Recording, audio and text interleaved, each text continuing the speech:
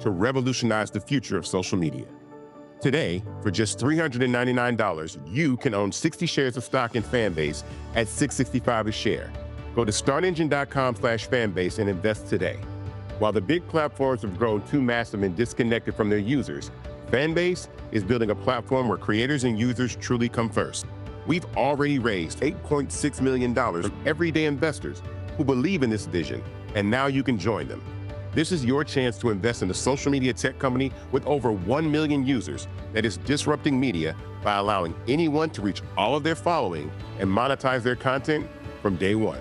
The market is changing, big platforms are failing to serve their users, and Fanbase is stepping up to fill the gap. Don't wait until it's too late. Invest now. Invest for yourself and your future. Go to startengine.com/fanbase and own the future of social media.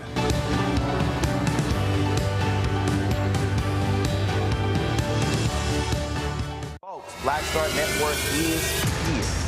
Hold no punches. I'm real revolutionary right now. Black power. Support this man, Black media. He makes sure that our stories are told. Thank you for being the voice of Black America, Roland. Stay black. I love y'all. All momentum we have now, we have to keep this going. The video looks phenomenal. See, this difference between Black Star Network and Black-owned media and something like CNN. You can't be Black-owned media and be scared. It's time to be smart. Bring your eyeballs home. You dig?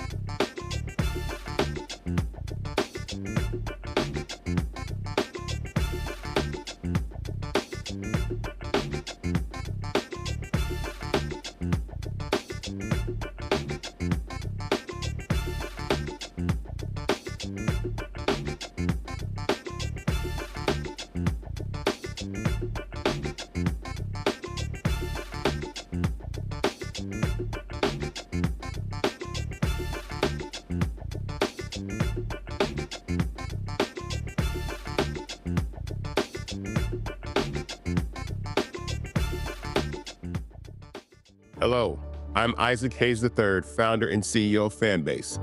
And right now we're accepting investors in our $17 million round to revolutionize the future of social media.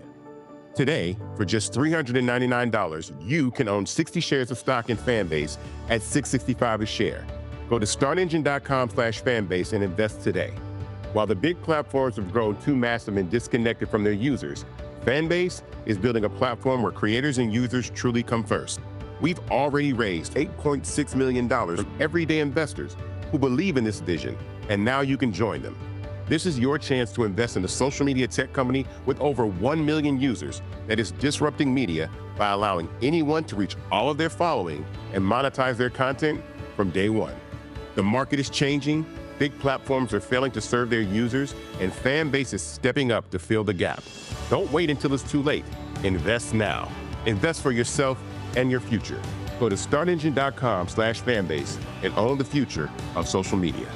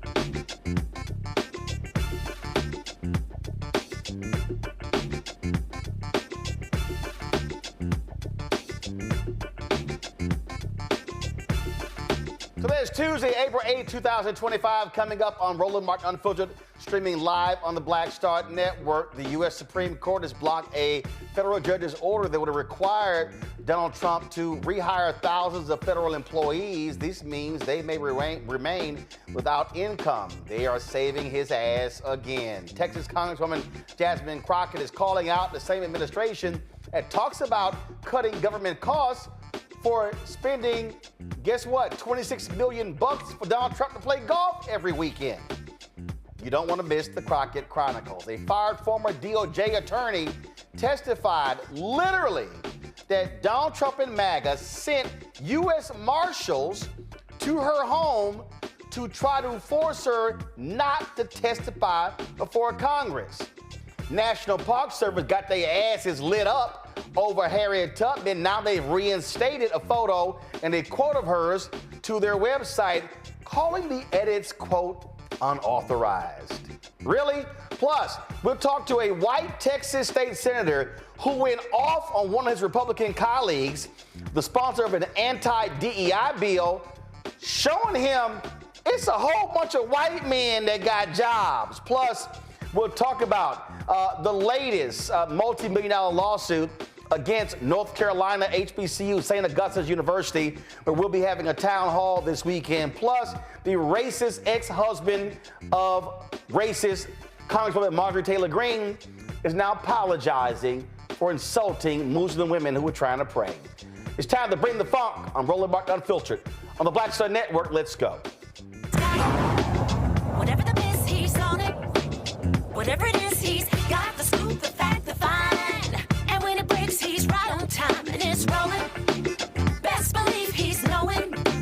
Putting it down from sports to news to politics. With entertainment just for kicks, he's rolling. It's on go, y'all. It's Roland Martin, yeah.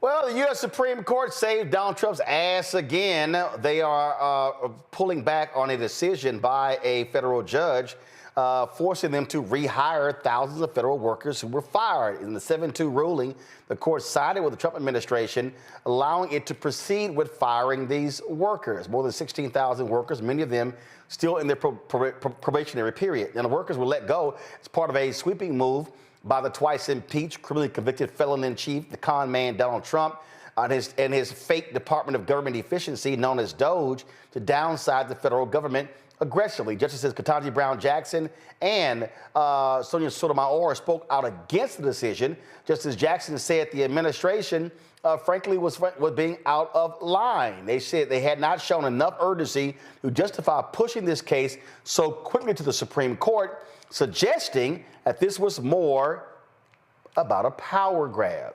You think? Other lawsuits still pending. One federal judge in Maryland has already blocked these firings in nearly 20 states in the District of Columbia. Now, you take this decision and you also factor in them allowing them to continue to fly people out of the country who have not gotten due process. And what it shows you is that the Trump administration, they are banking on this right Supreme Court allowing them to do whatever they want. My pal, Dr. Mustafa Santiago Ali, former senior advisor for environmental justice at the EPA out of D.C. A. Scott Bolden, he's an attorney here in D.C. Derek Jackson, state representative, Georgia District 68 out of Atlanta. Glad to have all three of you here. I suppose I'll start with the Kappa lawyer, Scott Bolden. So, Scott, let's go ahead and deal with the law here. Bottom line is, Donald Trump's whole strategy is, hey, challenge a lawsuit, go to the Supreme Court. He believes the Supreme Court is going to let him do whatever he wants. They don't want to go through the normal process. They want to fast track everything. And that's what Justice Brown Jackson was saying. Whoa, wait a minute. How in the hell is this case all of a sudden to us so quickly? Yeah, you know, the Article 3 courts, the circuits, as well as the federal district courts, are saving our democracy right now. They're doing their jobs, Republican or democratically appointed. The Supreme Court seems to keep saving him, but it absolutely makes no sense when you have lower courts who are saying you simply can't do this. And so I think you're right about the strategy. Their strategy is go through the courts as quickly as possible, avoid the courts as quickly as possible, get to the Supreme Court as soon as possible, and hope that they save them. Now, in regard to the Venezuelan gangs that they transported to El Salvador, they didn't get the relief that they really wanted. No. Sorry, the alleged gang members.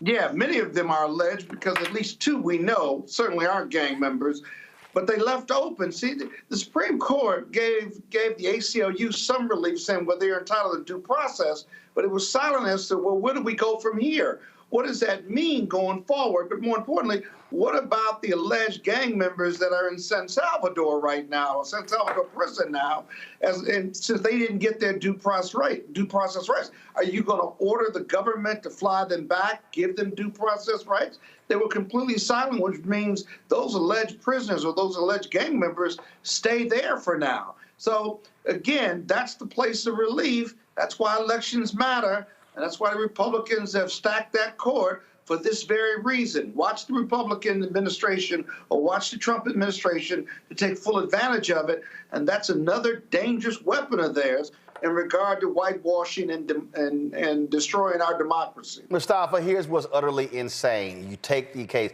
60 Minutes did a report showing that 75% of the people they put on planes that flew out of the country did not even have a criminal record. And so what critics are suggesting is that these people are offering no due process. What they are simply doing is snatching people off the streets, throwing them in detention facilities, and sending them out of the country. I saw this one video of a woman in Louisiana who was whining, crying, and complaining because her father, who's been here for 45 years, who was invited into the country from Cuba, guess what?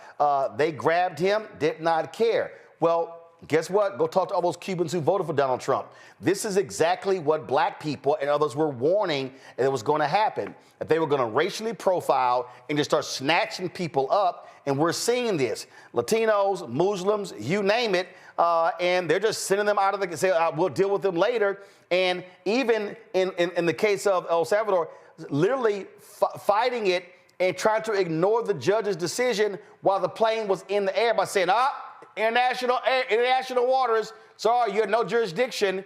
That's how illegal these people are operating. Yeah, you know, that they continue to not want to follow the law in any form or fashion unless it is against them, and then they want the law, they want justice to actually be front and center. You know, unfortunately, you know, our country is supposed to be founded, due process is supposed to be one of the sort of hallmark things that helps to set us apart from dictatorships across the planet. But, you know, these folks don't seem to want to follow that for some reason.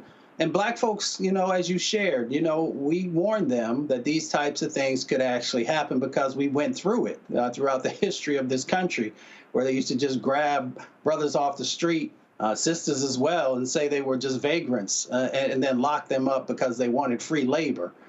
So we have a history with this, and that's the reason that we were sounding the alarm.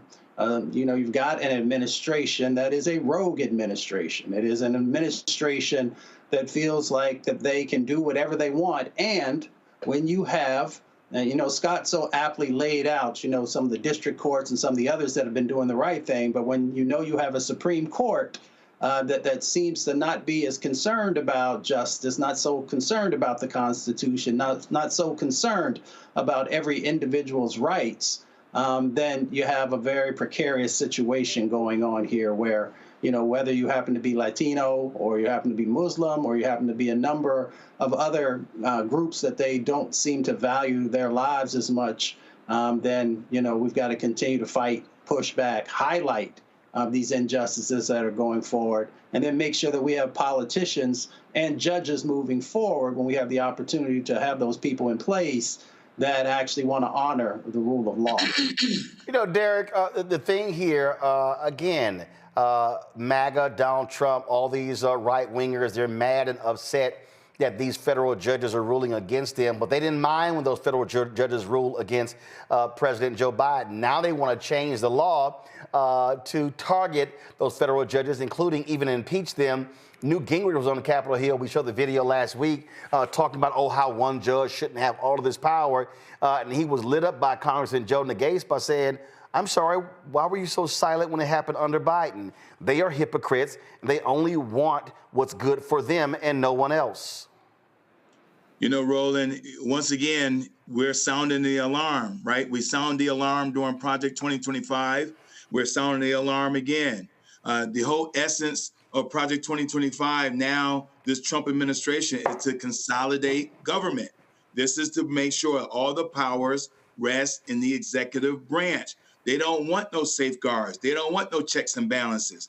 They want to be able to do as they so will. I mean, think about, what we've been talking about so far this evening, and that is this whole law that they're using from 1789.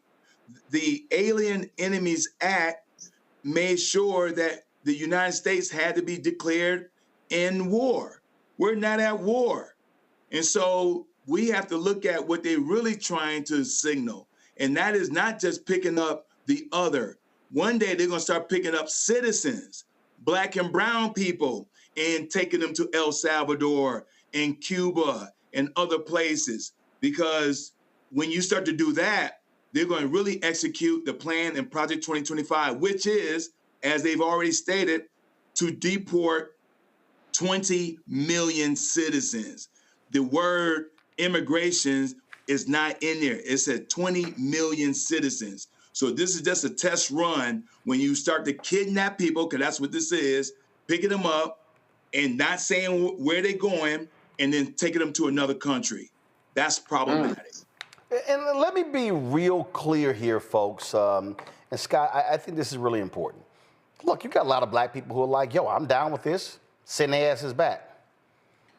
But there still is a phrase, 2 words that matter. It's called due process. And if you take the position that, send them back, I don't care, and you completely ignore due process, you know what that means? They are going to not allow due process in other areas. Yeah, and have before, and if you believe this is the third Reconstruction, as you often talk about, then we're next on the targeted list. I joke with my colleagues about, have you got your camp number yet? Because they're coming for us next, because the black and brown immigrants who are here, they've got a target on their back. Listen, the beauty of due process is everyone's entitled to it, and when you become a target of the criminal justice system or the immigration system, you certainly do want due process. Now, the only reason this government is doing this is simply to expedite the deportation, to feed the MAGA appetite for eliminating black and brown people in anticipation of 2043, when we become a country of color, if you will. That's it. This is purely political. And if you listen to the rhetoric of not only MAGA supporters, but the administration and the president, all they talk about and all they market is what they're to match their rhetoric. That's it. It's to expedite, to get rid of the worst and the criminals. But you see, you make mistakes that they have to admit when you don't give them due process. They're terrified of the lower courts because even their own lawyers for DOJ, who don't have the information, are being fired by the Attorney General for not, quote, being prepared in court or zealously advocating for these illegal programs or this illegal conduct. They're actually being terminated for not following these orders that are really illegal orders. And so people talk about a constitutional crisis, Roland. We've been in a constitutional crisis from the moment in January when this new administration was sworn in and stuff. And the courts are trying to save us, but no one else is. Congress is not going to save us. The executive branch isn't going to save us, which is why we got 2 years, 16 months, right, to try to take this House of Representatives back so we can have a legal mechanism to push back. Sure, we got to vote and register and vote up and down the ballot and all the other great stuff that you talk about.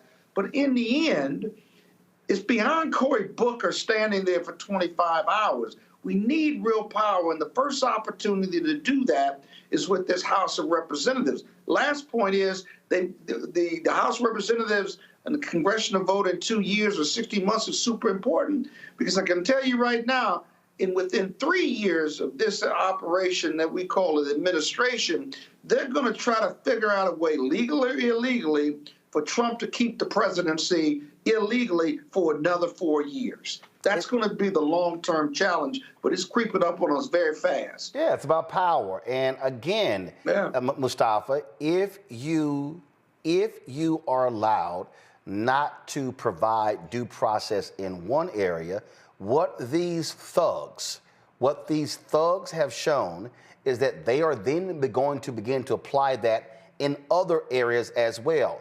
Look, the Supreme Court, it says equal justice under law. And we can't, even if you're somebody black watching and listening and you believe just send everybody back, you had better understand due process, because if there's any group of people who have a history with America not giving them any due process, is black people. Just ask every family that has had a history of lynching.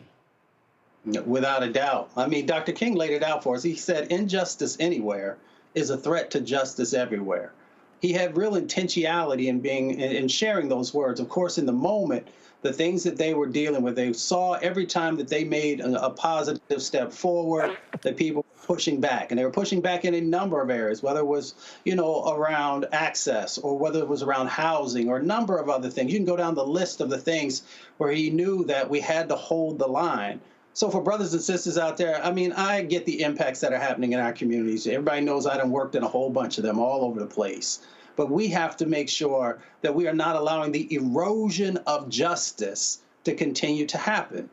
Because, we are next, unfortunately, in the crosshairs. Some would say we're already in those crosshairs. And they said that, these people that they're sending back there, are criminals and those types of things. Well, they try and criminalize us all the time. And we understand that that's just the next step in being able to move us wherever they might see fit. So we need to pay particular attention to what's going on. Yes, we have to focus on the issues that are happening inside of our communities, but we also got to understand that there is an interconnectedness to what is going on, and we have to be prepared to also make some investments in this space to make sure that we are not the next ones that find ourselves, in a number of black site locations across the planet. And I'll stop there so I don't get in trouble. But they don't get in trouble. I mean, bottom line here, Derek, when Mustafa talked about, excuse me? I'm surprised you still on the air. You should be going underground because they coming for you next. You look like you from Africa or something. I'm 2 blocks from here. Tell them to bring their punk asses here. You got one lawyer in your corner. Bring their punk asses here. Bring your, as a hashtag, bring your ass. Derek, bottom line is, what we are facing right now, Derek, we are facing a bunch of scared punks in this country, okay? You got punk-ass law firms that are buckling, that are kissing his butt. Republicans. You got Democrats that are buckling. You got people who are scared to death. Oh, my God. You got all these Silicon Valley folks who got more money than anybody, who are doing all they can to kiss his ass. No, this is a moment where people must stand up to the thug, stand up to the bully, stand up to the con man, and our legal warriors must be doing what they are supposed to do, fighting using the law. These thugs, Donald Trump, thug, J.D. Vance, thug, Elon Musk, thug, Stephen Miller, thug, all of them, Pam Bondi, thug, Cash Patel, thug, Dan Bongino, thug. They do not care about the rule of law. They do not care about the Constitution. All they care about is doing whatever they want, when they want, and everyone else who disagrees be damned. Yeah, you're exactly right, Roland. And I tell you what, they also know that their time span is short. I mean, if you think about what just took place over this weekend, nearly 6 million people across the United States. I mean, they had some signs out there. I know here in Atlanta, Roland, we had 30,000 folks that marched 2.5 miles. And if you read some of the signs, it wasn't saying that we want Trump. I mean, they had some very egregious words for this bully.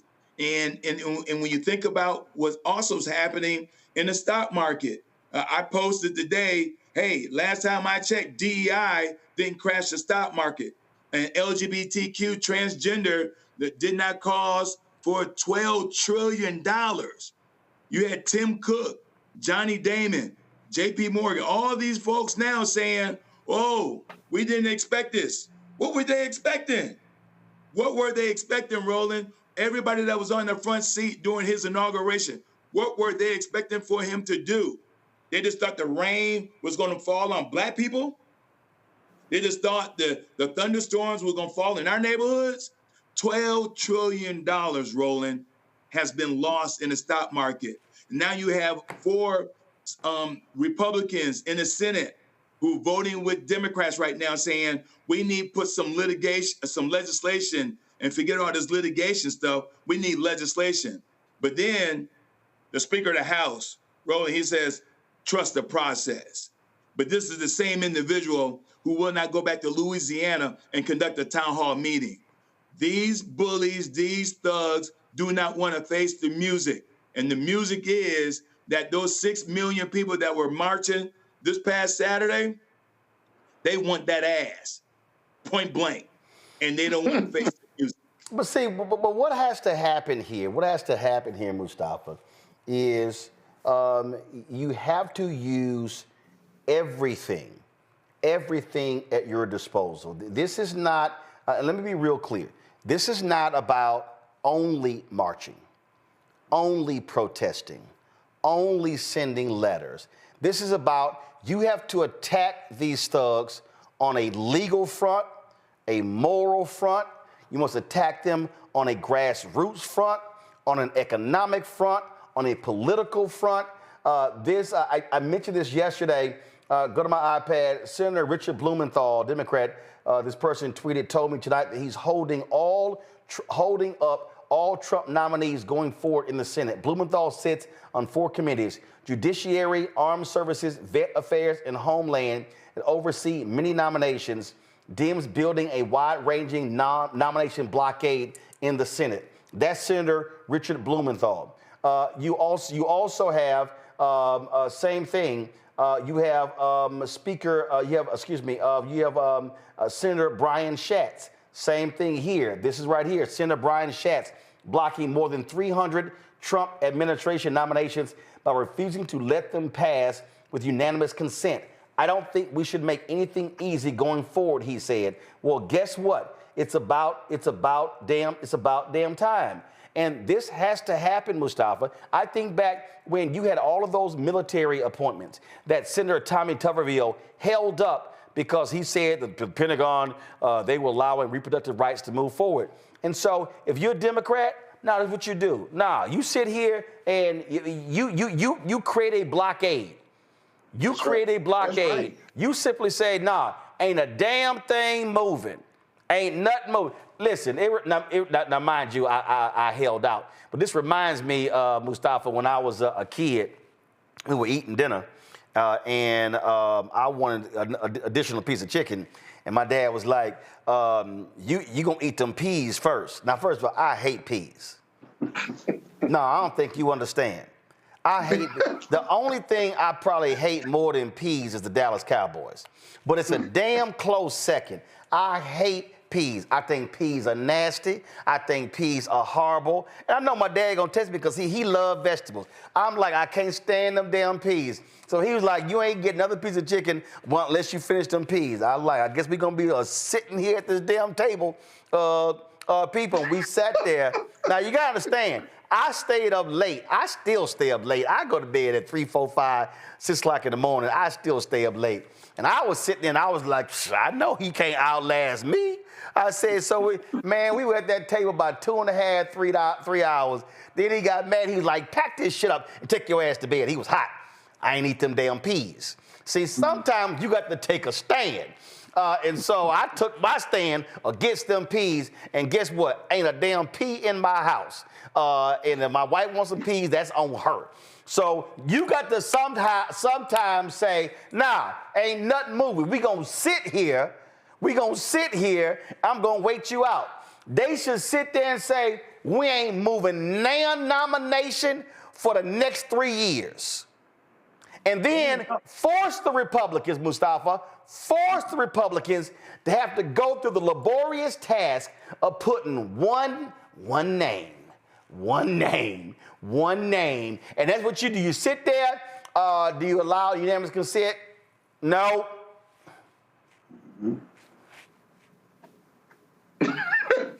Nope. That's what you got to do, Mustafa. Shut it down. I mean, I agree. You got to use every tool in the toolbox, everything that you have the ability to utilize in this moment. It does a number of things. Yes, it slows the process down, but it also helps to make the process more authentic, because when folks don't see you fighting back, right, those people who elected you, who sent you to Capitol Hill, that says something to them. It says you don't really have a spine. Either you don't have a spine or you don't have the intelligence that's necessary to be able to navigate the moment that you find yourself in. So I have a problem, because one, if you don't have a spine, I don't need you to be there. And if you don't have the intelligence to be able to navigate, I don't need you to be there. So you've got to do something in this moment to make sure that people know that you're serious about defending their rights, about trying to make sure that this country is more equitable, and to be able to push back against the injustice that continues to happen, both from the administration and from the co-signing that continues to happen on Capitol Hill. So you have the opportunity to make sure that you're doing something, and people will appreciate that. They understand that there's limited amounts of power, but if you build up those small pieces, then it has significance. So, you know, I always just say, get up off your butt and do something. And my daddy was no joke. My dad would be like, if there is a problem, you better come forward with some solutions before you sit down and have a conversation with me about it. So, you know, people, everyday people, are willing to stand up. You know, the brothers shared these different examples that are there. I'm big on the economics because I believe one of the ways you get these people's attention, and we've saw it over the last few days with the stock market, is to actually be utilizing ways of hitting folks in the pocket. But there are a number of other tools. Me coming from the grassroots movement, I understand the power, you know, that's there in protesting in various forms, as long as it's nonviolent. Let me just say that. But, you know, we've got this moment and we need to utilize it in a way that people know we're serious, that we're standing up for them, or we're standing actually in alignment and solidarity with them, and that folks are going to do what they can. Look, I told you my dad going to send me a text. Peas are good for you. Scott, hell no. You got to swing. Doc, here's the deal. If you have limited power, then you must maximize your limited power. Limited power don't mean no power. Roland, but wait a minute, guys. Be honest with your listening audience now. Roland, guys, he didn't eat the peas, right? But what you all don't know is I met his mama and daddy. His mama, when he was growing up, would fix him a separate cake. You damn skippy. A cake for the family and a cake for him because he was so freaking spoiled. No. See, Scott, here's your problem right here. See, first of all, Scott, Scott, you're not smart enough to negotiate. See, Scott, here's what you don't understand. See, Scott, right here, here's the problem, Scott. See, people just tell you we're going to do something for you, and see, you fall in line. I don't fall in line. My brother. See, Scott, Scott, you see, you think you're a brilliant lawyer, but let me explain. I am. But let me explain to you how you outsmart your opponent. My brother's birthday is November 13th. My birthday is November 14th. My mama was like, I'm going to do a joint cake. Well, hell, I didn't want the same damn cake he wanted, okay? So I simply said, you know what?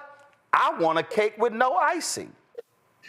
Well, guess what then happened? My brother wanted icing. What ended up happening? She had to make 2 cakes. See? That ain't what she said. No. That's where it started. See, you got to outsmart. You got to learn how to outsmart people, Scott. So I saw the loophole. I was like, I don't want no icing. Had to make a separate cake. See, you ain't, Scott, you would have never thought of that, Scott. Scott, you would have never thought of that. You would have went ahead and went, yeah, you know what? You right. It's easier to have 1 cake. Hell no, we ain't going to have 1 cake. Got 2 cakes. He was so selfish that he made his own mama cook a second cake. No. And their birthdays are 1 day apart. Guess what? Think about what type of son he is. If you had 2 damn kids in 2 damn years, it's going to be 2 damn cakes. And she admitted this to me in person. She said, yes, I had to bake him a separate cake, Scott. I said, but why? She said, well, he is my son and I love him. I said, you know why I paid? Versus saying no. And you know why I paid off? Because mama right now is living in my house that I paid off. And guess what? Mama and daddy have a great ass life. So daddy like, good job making that second damn cake. See? I told you I wasn't lying. See, if you take care of stuff on the front end, they're gonna take care of you on the back end. See, I told you. Money. See, Scott, you ain't that bright. Go ahead and make your little point that you were trying to make on the topic at hand before you chose to divert the damn show with your little silly ass cake comment. Watch this. What was your question again? Yes. See, my whole question is, when you have limited power, see, you don't even remember. When you have limited power, you are to maximize your limited power and don't act like you don't have any power. Yeah, no, I agree. It took the Democrats a while to start implementing that, but you have to use all the tools in the toolkit, as Mustafa said. And then eventually, and the thing is, it also puts the Republicans in a trick box, right?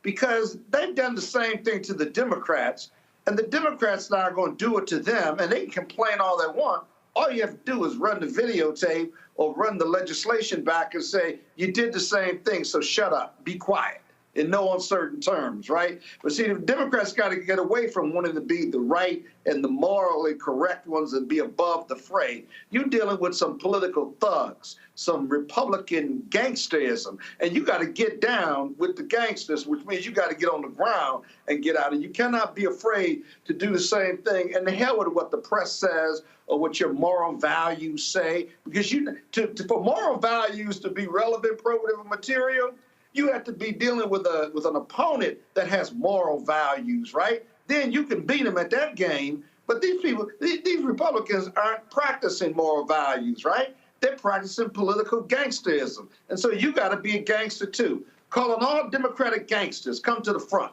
because we need you at the door.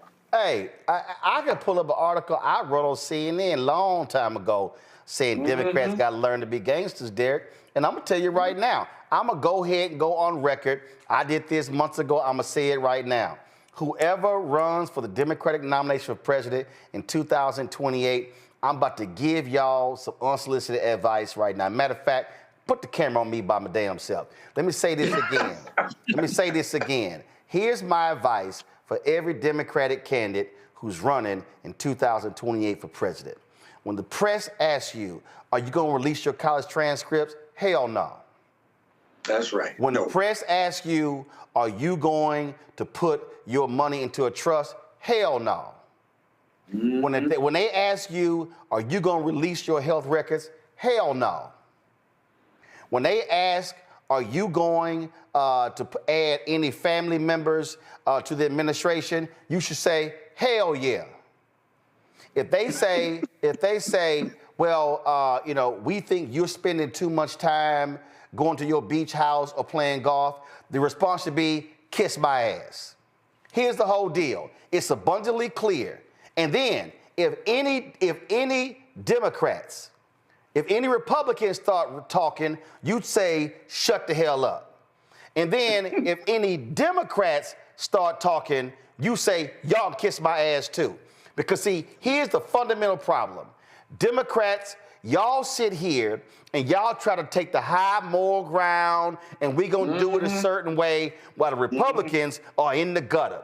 And so it's all bets off. Bottom line is, the voters have made it clear, oh, we can elect you if you're a sexual assaulter. We can elect you if you cheat on your taxes. We elect you if you don't pay your damn bills. We can elect you if you lie. And my whole deal is like, so now, don't come to me thinking I'm gonna sit here and do all the right things. No, all y'all, no, damn that. That should be the attitude because this is about straight going gangster. Hey, and guess what? Since y'all didn't say nothing with that thug who you allowed back in the Oval Office, well then, don't be asking me to turn in all my stuff and turn in all my records. No, I ain't turning in a damn thing. Yeah. I approve this message. Derek? But Roland, you know that ain't gonna happen. Come on, Roland, you already know. You've been in this political game far longer. Nah, I'm telling everybody. No, I'm telling right now. I'm telling, and see, don't even, I'm telling you, stop even being nice. Have a debate. Will you commit on this stage that if you don't win the nomination, you're going to endorse all the other candidates? No. We'll see. No, I ain't even, because again, it's clear that America has decided that the rules that it used to demand or call for folks to abide by, they've decided that, nah, it's good for Donald Trump. So it's like, yeah, wait, I'm telling you, all this, oh man, let me sit here, let me think it through. Nah, hell no, we ain't doing none of that. We ain't doing none of that. And the answer should be, I'm telling you right now, listen, I go ahead and volunteer. Because first of all, it was a Republican president, especially the ones now, I'm going to cuss them out. In the past, you had some Republicans, you know that, I probably would say, you know what, I could work for that reasonable person. They crazy as hell now. But I'm telling you right now, I'll volunteer to either be the press secretary or the translating press secretary. You need to have somebody, I'm telling you, no, the rules are over. Hey, ask a dumbass question, That's a dumbass question. Next. No, we ain't even. See, I'm telling you, I don't have no patience for none of this anymore, Derek. I got no patience for any of it. I'm telling you right now, Democrats, start playing by the new rules. That's how y'all want to roll? Got it. That's how we gonna roll. Listen, Roland, I mean, you know me. I agree and second that motion. But in a large part, you're going to have political consultants like James Carville and them. They're going to say when they go low, they're going to say, you remember what Michelle Obama said, when they go low, you go high. And your response is she ain't running. We have to meet them where they are right now. That's the reason why when Barack Obama had an opportunity to put another Supreme Court justice, what happened? They were playing too nice, and Mitch McConnell delivered against that behind, right? And so the bottom line is, I agree. The challenge is, can the Democratic Party, the party that can we get to the point where we're willing to fight a new political arena? Can we put the things aside where we used to, Roland, always, we got to win Wisconsin, we got to win Pennsylvania. No, how about spend some money with Roland Martin's show to make sure that we can get the word out? How about going campaign hard in Mississippi, Louisiana, Georgia, North Carolina, South Carolina? Go against the norms. That's what you're talking about. Go against the norms and the traditions, because we already know, Roland, by doing the opposite, we haven't won.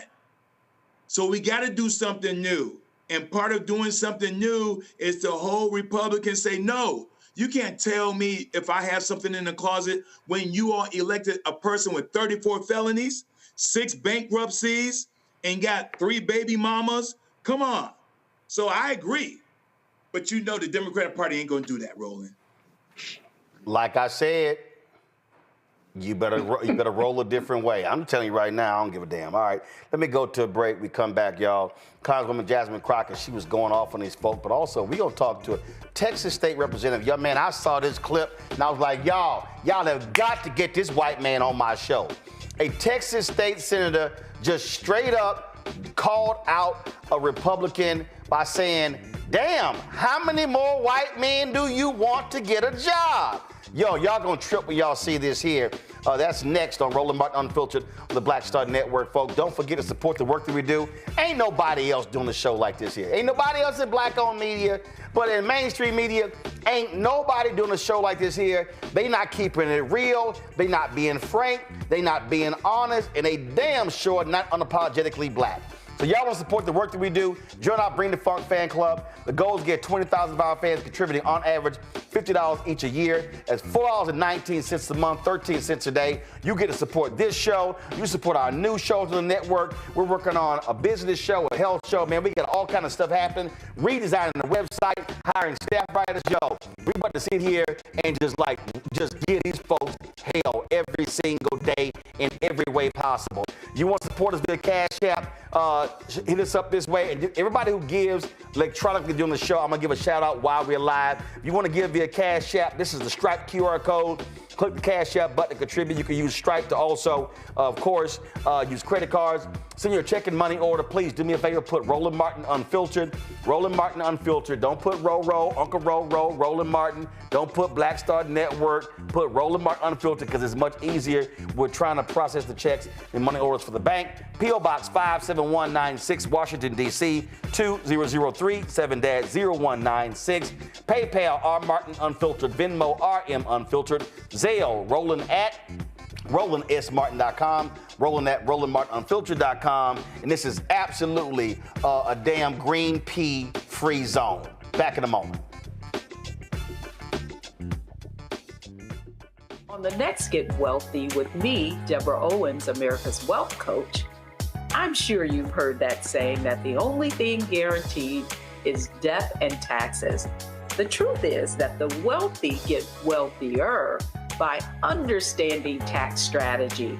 And that's exactly the conversation that we're going to have on the next Get Wealthy, where you're going to learn wealth hacks that help you turn your wages into wealth. Taxes is one of the largest expenses you ever have. You really got to know how to manage that thing and get that under control so that you can build wealth. That's right here on Get Wealthy, only on Black Star Network. Now that Roland Martin is willing to give me the blueprint, hey, Cyrus, I need to go to Tyler Perry and get another blueprint because I need some green money. The only way I can do what I'm doing, I need to make some money. So you'll see me working with Roland. Matter of fact, it's the Roland Martin and Cheryl Underwood show. Well, should it be the Cheryl Underwood show and the Roland Martin show? Well, whatever show it's going to be good.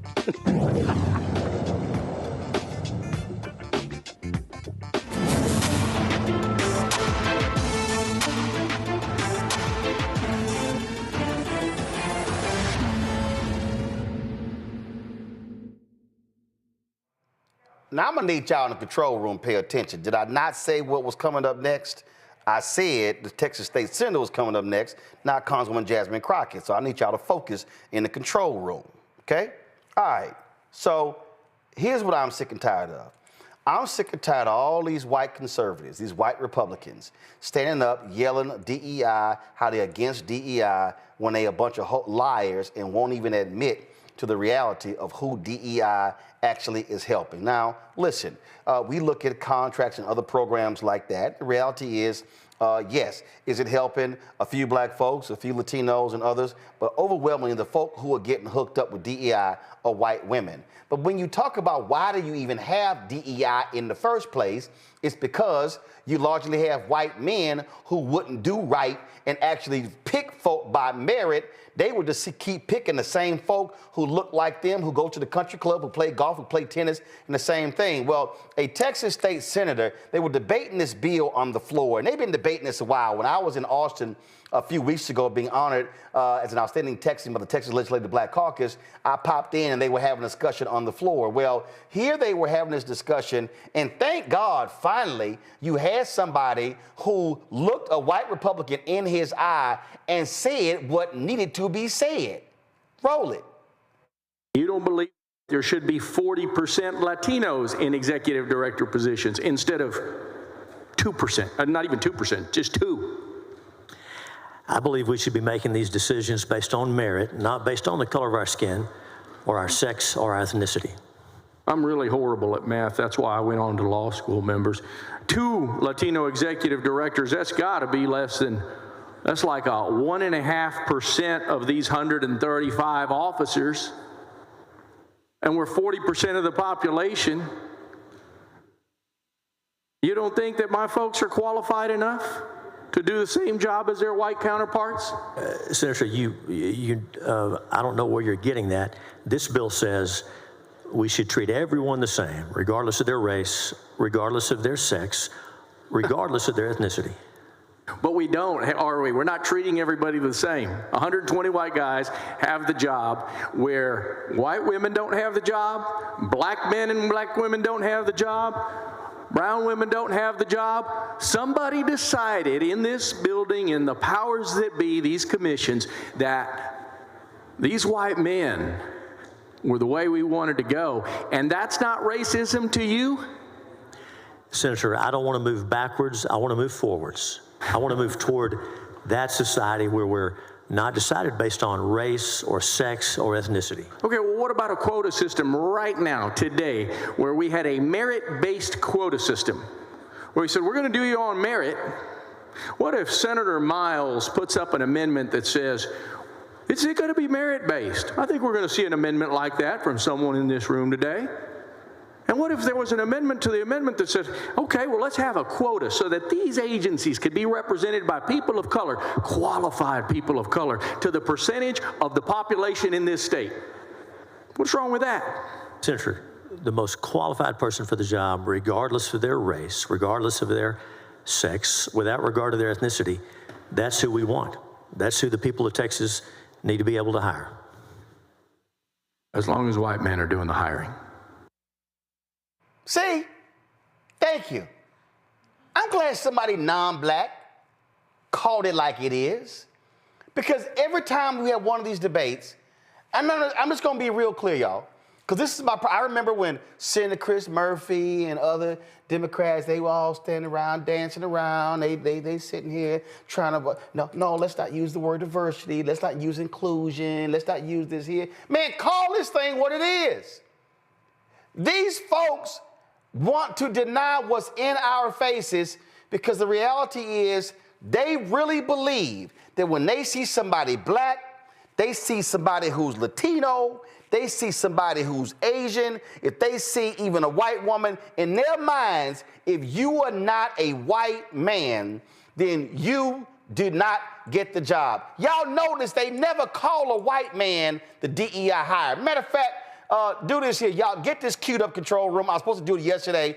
I'm going to show y'all a grossly unqualified white man who Donald Trump appointed to a job, and the questions he was asked was stunning, and not one Republican in Congress said, why is this man even appointed? Joining us right now is Texas State Senator Roland Gutierrez. Glad to have you here. Senator, I mean, first of all, thank you. Thank you for just putting it out there.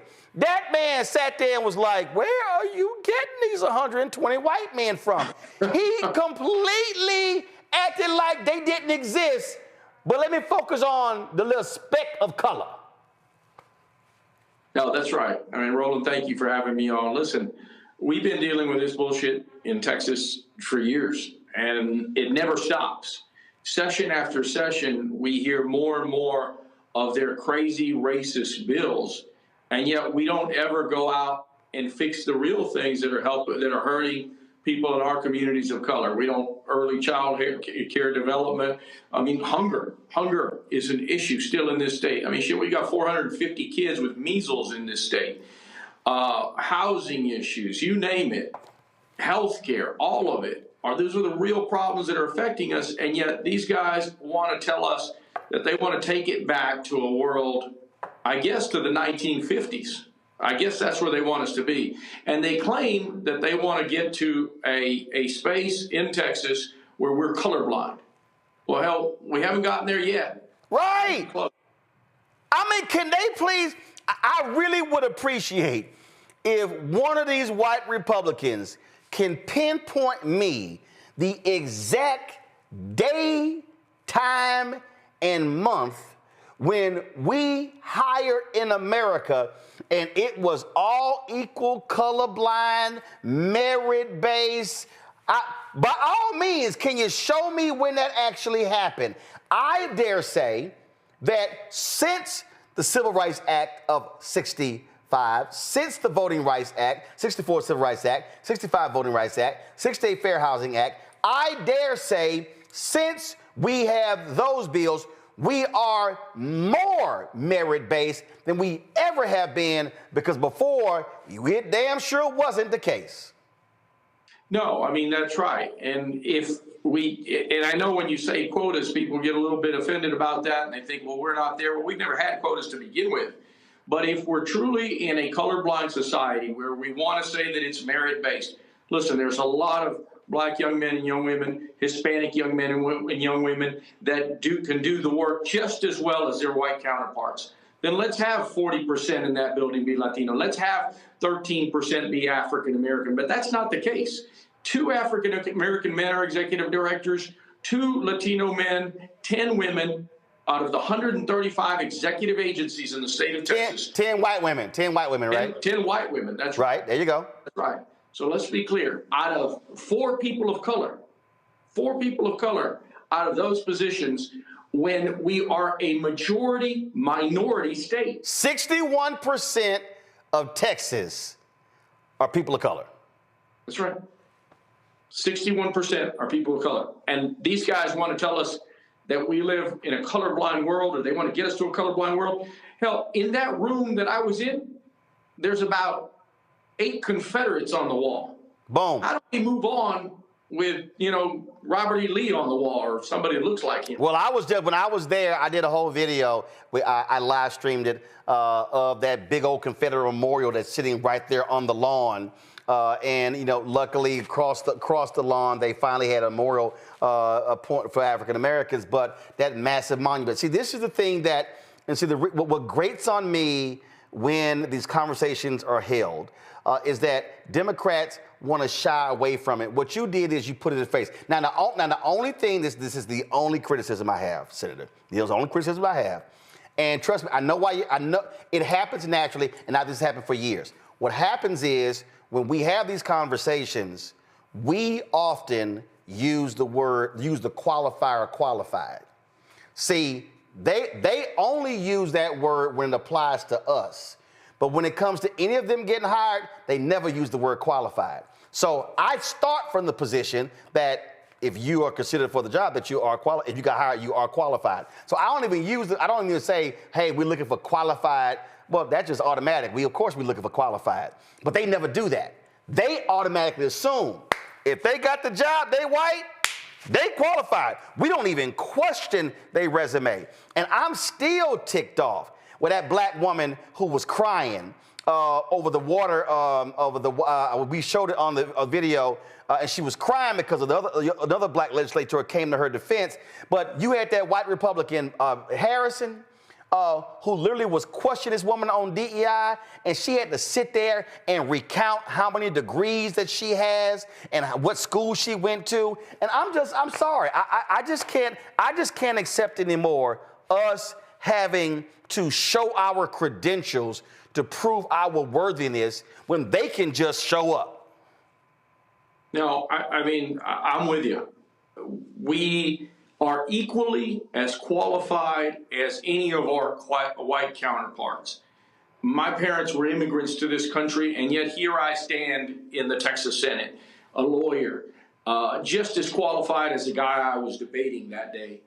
And yet, you know, the jobs that are going, the big jobs in this state are going to white men. Let's face it, because they knew somebody. They knew a guy. Had nothing Boom! Qualifications. Call it what it is. Yeah. And that's the deal. They knew somebody. And see, I just believe that you just got to call that thing a thing.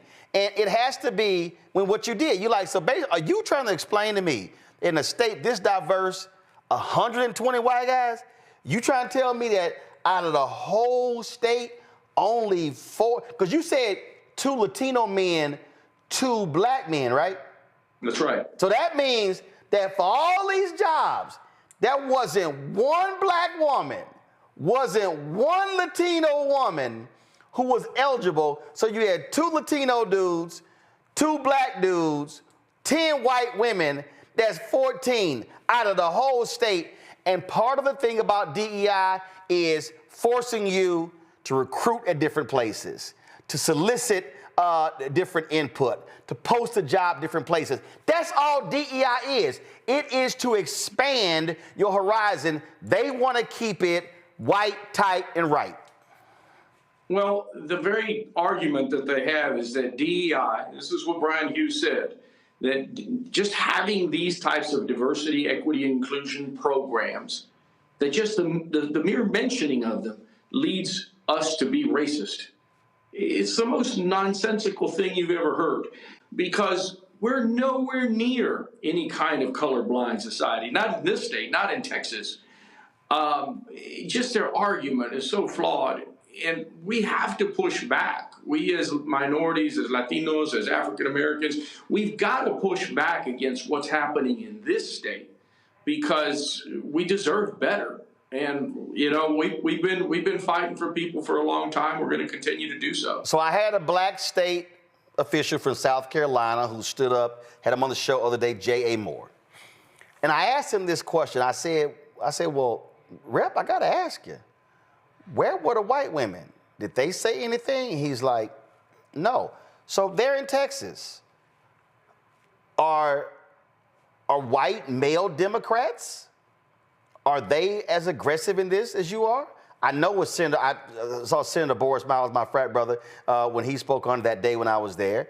Are white female Democrats saying something? Because here is the other issue that bothers me. First thing that bothers me, anytime we talk about these programs historically, black folks was the ones sitting here leading the charge. And I've challenged Latinos saying, yo, I'm gonna need you to step up. So then you have black and Latinos stepping up. My problem a lot of times is, Asian Americans are real quiet. Pakistani Americans, people who actually benefit from programs, are quiet. But white women benefit more. You already gave the numbers. 10 of them, 2 Latino men, 2 black men. Are white women Democrats? Are they being as vigorous in speaking out against this bill as you are, as Senator Boris Miles, as Senator Royce West? Well, you know, they're doing their part. But to your point, we hold up, Senator. Now look, you a straight shooter, and you call them straight. Let's if we're gonna do it, Senator, let's go ahead and go there. Well, Roland, are the white female Democrats doing enough? We can always do better. We can always do better. And I'll tell you, this is what's happening right now in Texas. We literally need to get black people and brown people on the same page. And that might sound odd to you, but we're in this thing together. Yep. And we've got to fight back against the injustices in Texas. And to your point, white women. We are getting killed in this state on everything. Yep. On everything. They are taking our civil liberties away in this state. They are attacking Hispanic communities like you cannot believe. You have a guy that this white governor, let a guy out of prison, pardoned him. The guy killed a man who was a Black Lives Matter protester. He shot him with his AR-15. We talked about it. Point blank. And this sick son of a bitch governor that we have pardons the man, releases him from prison after 4 years. If you and me would have shot somebody, we'd be on death row right now, let's face it. Yep. But some white dude kills a Black Lives Matter. A racist white dude. A racist white dude. Who killed a white guy. He gets pardoned. And so African Americans in this state and Latinos in this state, they could run this state if they got together and so chose to do so, and so chose to fight against these injustices in this state. I don't know how to wake people up. That's my fault. Well, I don't know how to anger people enough. You know that what happened to me in Uvalde, Texas, happened to those families. Was a wake-up call for me because it changed my whole worldview. I changed my whole worldview for life and what my purpose was. But we got to wake up, Roland, because these people are killing us, and that's not hyperbole. Oh, yeah. Listen, I'm a native of Houston. My parents are natives of Houston. My grandparents, maternal grandparents, migrated from Louisiana to Houston in the 30s. My paternal folks are from Texas, roots going to East Texas. And so although I work here, my homestead is still there in southern Dallas County. I go home to vote. Congresswoman Jasmine Crockett, I'm a constituent of hers. And here's the thing. I was there in Houston, working at the Houston Defender as an intern in 1990, when you had African-American Latinos who were fighting over who was going to be the police chief. And then I've seen the fire chief battles. I was there in Dallas when they were battling over the school district. One of the reasons why the Texas Education Agency took over the Houston Independent School District, because Latinos on the Houston School Board were trying to freeze out black folks. That infighting led to the TEA takeover right now, the largest school district in a country taken over by the state. And so you're absolutely right. But I think two things have to happen. I think there has to be, and this is just somebody from the outside, I think there has to be an internal Latino conversation because, and I've got Paola Ramos, a bunch of other books.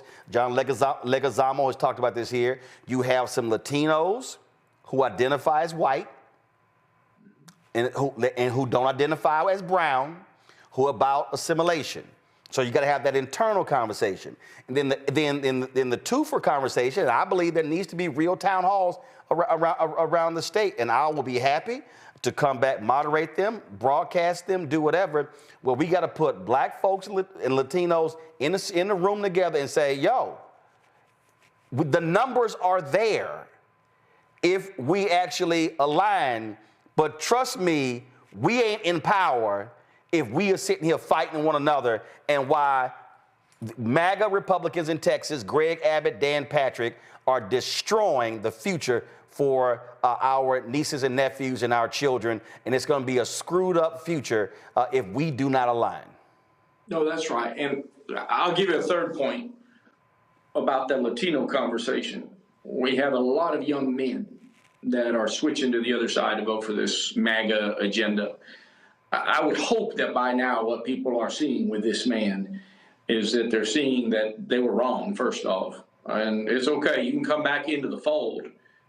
We certainly need you, because, so that's an internal Latino conversation. But I think that the bigger point here is those same executive position jobs. Just imagine if you had people of color running this state. Six-figure jobs that changes families and lineage. Now you're talking about power. Now you're talking about going from those positions, running for higher office. It changes the entire ball game. And that's why I'm fighting all these federal firings, because 20% of the federal government black, 10% of the corporate workforce white. We couldn't get corporate jobs, so we looked to the federal government. When they slash the federal jobs, you are slashing black wealth, because that's the place where you have more black people with six-figure salaries. And so this thing is way deeper than folks get. And so listen, I'm going to have my producers give you my cell phone. I was talking to Representative Tellerico. I'm totally opposed to that voucher scam. I'm a school choice supporter, but that's an absolute scam. It's happening there. But thank you for speaking directly to these white Republicans and putting the numbers on the table to force them to have to face it, because he looked like a deer in headlights when you hit him with those numbers, and he was just blah, blah, blah. He didn't know what to say. Roland, thank you very much. I appreciate what you've done, not just for this state, but for this country. We've got to keep fighting back. We've got to keep fighting back together, and we've got to wake some people up and get them to vote, because that's our AR-15. That's our gun, is that vote. And we can change the world if we can get people to do that in the right way. 2.1 million eligible Latinos in Texas are unregistered, and Texas has the largest number of eligible black voters of any state in America. But what I keep saying, we got to get them registered, and then we got to get them voting at 70% capacity in order to win. So, Senator, I appreciate it. Thanks a lot. Thank you, my friend. Y'all, I told y'all about this clip I was going to play. Man, I saw this. We all knew this. We all knew this here, okay? But, man, I saw this video, and I'm trying to figure out how even one Republican didn't go, damn, we don't need to vote for this dude here. If y'all want to see somebody who's grossly unqualified, roll it. Mr. Donahue, what is the maximum number of lawyers that you have supervised in your experience as an associate in a law firm? Thank you for your question, Senator. It varies, but it was typically anywhere from 6, usually 8, up to 10 with summer associates as well. All lawyers? Not all lawyers, including summer associates. Okay. What was the maximum number of lawyers you supervised in your job at the solar company? None, Senator. Not at the solar company. In your work as an associate in the Buffalo law firm, did you hold yourself out as an environmental attorney? As an environmental lawyer, I did. You spent 1 year and 6 months practicing law for that firm in Buffalo, correct? I was located in that firm in Buffalo, yes, Senator. Yeah. And you were terminated by that firm after 1 year and 6 months? That is correct, Senator. If I may just add some color to that. Well, I have pretty short time, so we can follow up with QFRs, because I promise you there'll be QFRs Understood. on this. Have you practiced law anywhere else other than that as an associate in the firm that terminated you and in the solar company where you supervised no lawyers? Senator, I have not.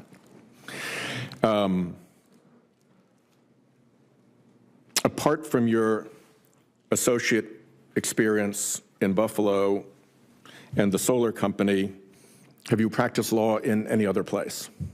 I have not, Senator, but I was at the agency before in the first Trump administration. Not in a legal position? That's correct, Senator. Have you ever taken a deposition? I have not, Senator. This is probably the closest I've ever come to that. Have you ever tried a case to verdict? No, Senator. In the firm and at the solar company, we relied on, in the solar company, we relied on outside counsel. So you were providing inside advice at the solar council rather than active litigation work? It was an in-house counsel role, yes. But have you ever argued a motion? I have not, Senator. But as you know what a motion in limine is? I do vaguely, yes. Well, you should have been better prepped because John Kennedy asks this question. Yes. Have you ever authored and signed a legal pleading? I have not, Senator. But there was a gap of several years between your graduation from law school and when you entered the bar in Washington, D.C. During that period, did you take the bar and fail to pass? I did one time, Senator, yes, but there was jurisdiction? What, sorry? In what jurisdiction did you take the bar and fail to Washington, D.C., pass? Senator, but there was a gap before I actually took the bar. I wasn't sure if I actually wanted to go and practice law, to be frank with you. Under what circumstances would you counsel the EPA administrator to violate a court order? Senator, thank you for that. I would never counsel the EPA administrator to violate a court order. Under oath, can you assure us now that EPA is presently in compliance with the federal court decisions by Judge Ali Khan and Judge McConnell right now? Senator, I believe that the agency is. When a public official makes public accusations of criminal activity with no credible evidence to support the accusations, what legal liabilities and concerns does that raise? Senator, as you mentioned in opening, potentially defamation, that sort of thing. But I'm not a criminal investigator. I'm not at the Department of Justice. I don't handle the various aspects of that criminal probe, so I'm not privy to that information. There is an internal memorandum out of the agency's counsel office that relates that a significant number of grants were terminated based on a significant error, agency's words, in the terms and conditions for those grants. As the Washington Post reported today, an agency lawyer warned officials that they had cited contractual language that did not apply to many of the grants the EPA had ended in recent weeks. Grants had been terminated on grounds that they no longer fit the agency's priorities, referring to a clause in their grants' general terms and conditions that applied only to grants issued between August 13, 2020 and September 30, 2024. And almost half of the terminated grants were finalized outside of that relevant period. Have the grants impacted by this significant legal error been restored to the recipients? Senator, I've seen the reporting on that. We received your letter, in fact, 2 letters yesterday on this. I was not on that email. I think it was an email, not a memorandum, but I think we're working to track an answer down for you on that. My time has expired.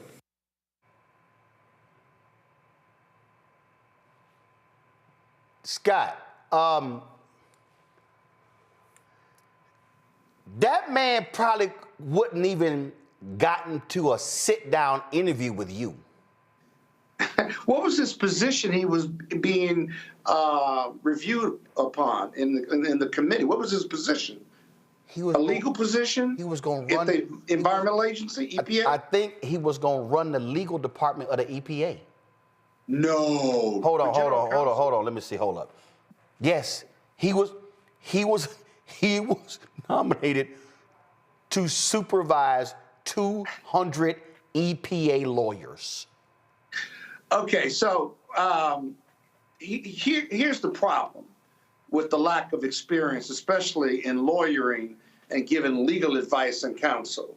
The problem is, without the experience, you don't know what you don't know, including hiring people who are competent around you to advise you, one, but you don't even know what you don't know. So people can come to you and advise you, but they may have agendas, and because you don't have the experience, you don't know whether they got an agenda or not, whether it's been cross-referenced or cross-checked or thoroughly researched before you go give. God, the man had never even done a deposition. Well, I'm getting to that. So I'm talking from a management standpoint. He's never done a deposition. He's never signed a legal pleading.